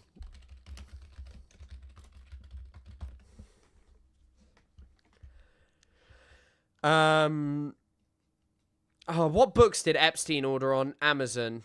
More follow-up at that time. And a piece of this case that hasn't gotten a lot of attention is the fact that, you know, when she was assaulted, there were also photos that were stolen from her. She was an artist, she was a figurative artist, and she took photos of myself and my sister, partially nude photos, to work from, as a lot of artists do. But those photos were stolen by Maxwell and Epstein, and we've never been told, even though we know that, you know, photos have been found, we've never been told, were our photos a part of that? We would like to know, of course, if that is the case. And I think that's the kind of thing, you know, transparency might bring. It's more information for people involved.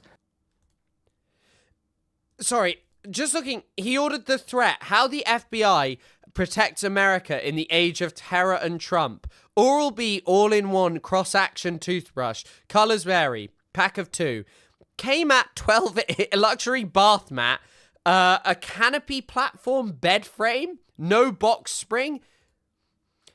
A shitty electric kettle? I mean, it's really odd to be so insanely wealthy. Pleasant Bay 4-foot curved outdoor acacia wood patio storage bench? What? Home X microwave product tour? What? Coffee maker, tea and cocoa maker? Serta heated throw blanket, reversible fleece Sherpa, electric blanket, fast heating auto shut-off timer. Some of the shittest dresses imaginable. What is this? Wait, what? Apparently Epstein ordered a book called Slavecraft, Roadmaps for Erotic Servitude, Principles, Tools and Skills.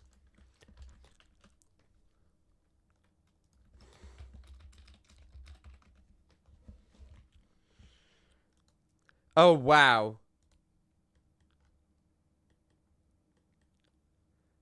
Jesus Christ, yeah, there's articles confirming he ordered what you're saying. Just insane. Just insane that this is what Epstein was ordering. And just what he was up to as well. The guy's not a good guy. I'm gonna say it. I know that this is controversial, but yeah. The guy's bad.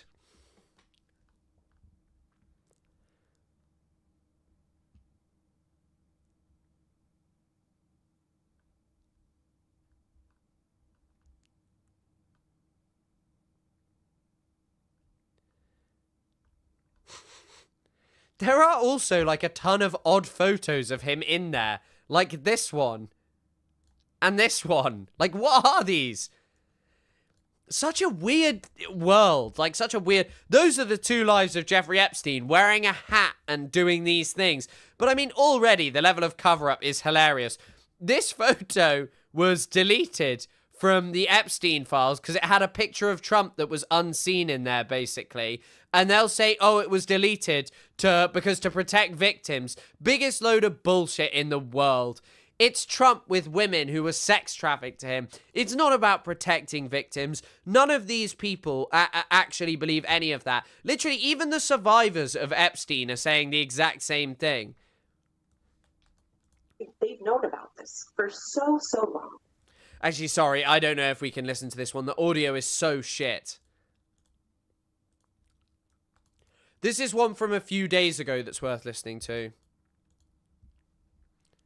Just put out the files and stop redacting names that don't need to be redacted.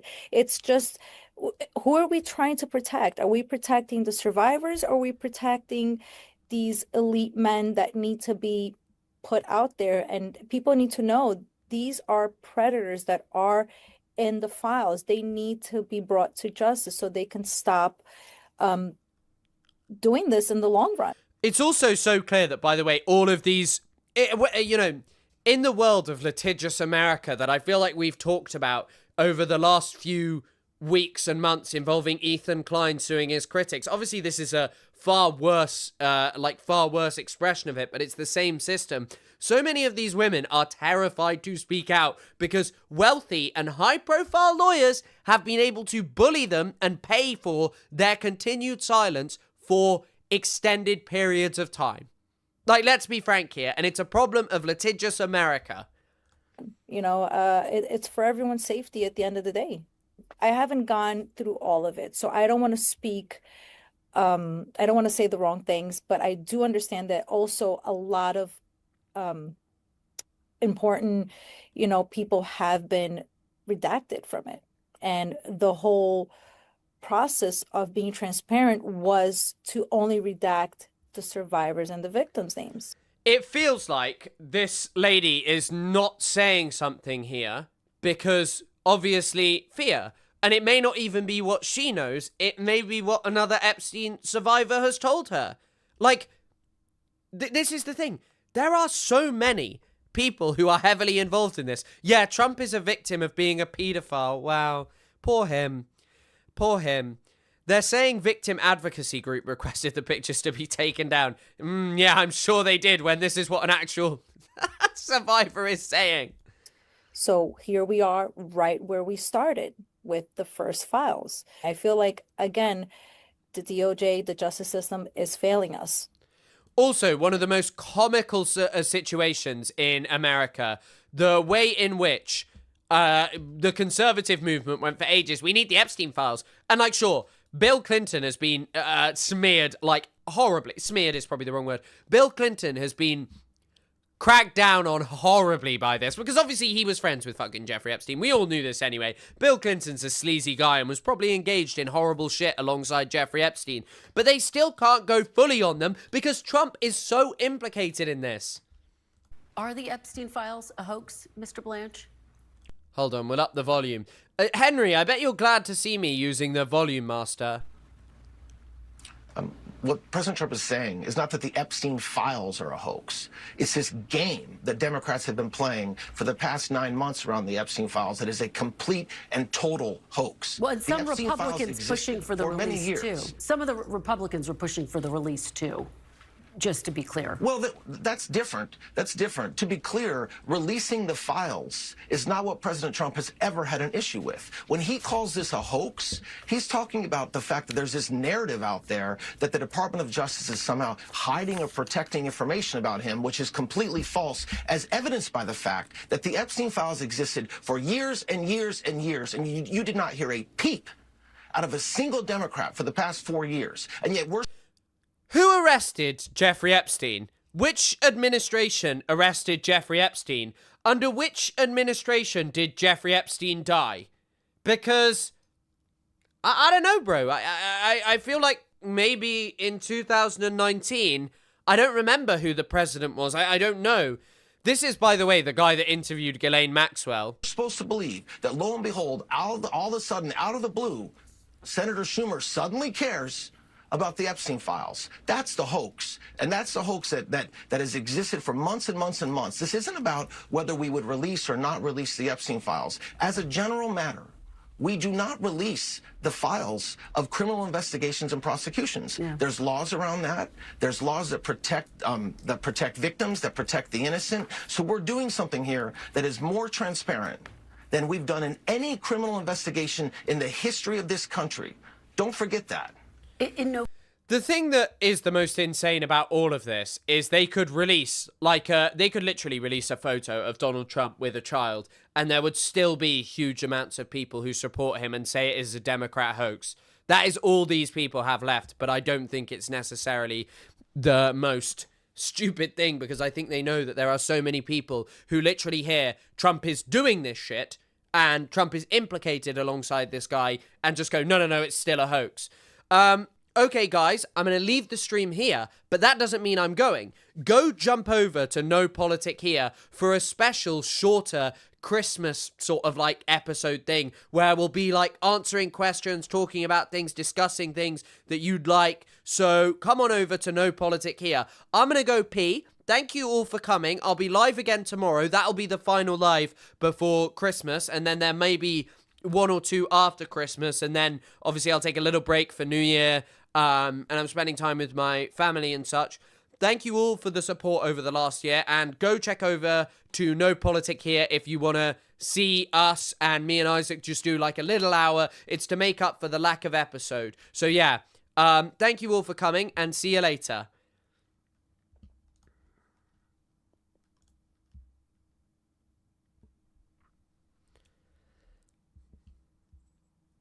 To No Politic Here if you want to see us and me and Isaac just do like a little hour. It's to make up for the lack of episode. So yeah, thank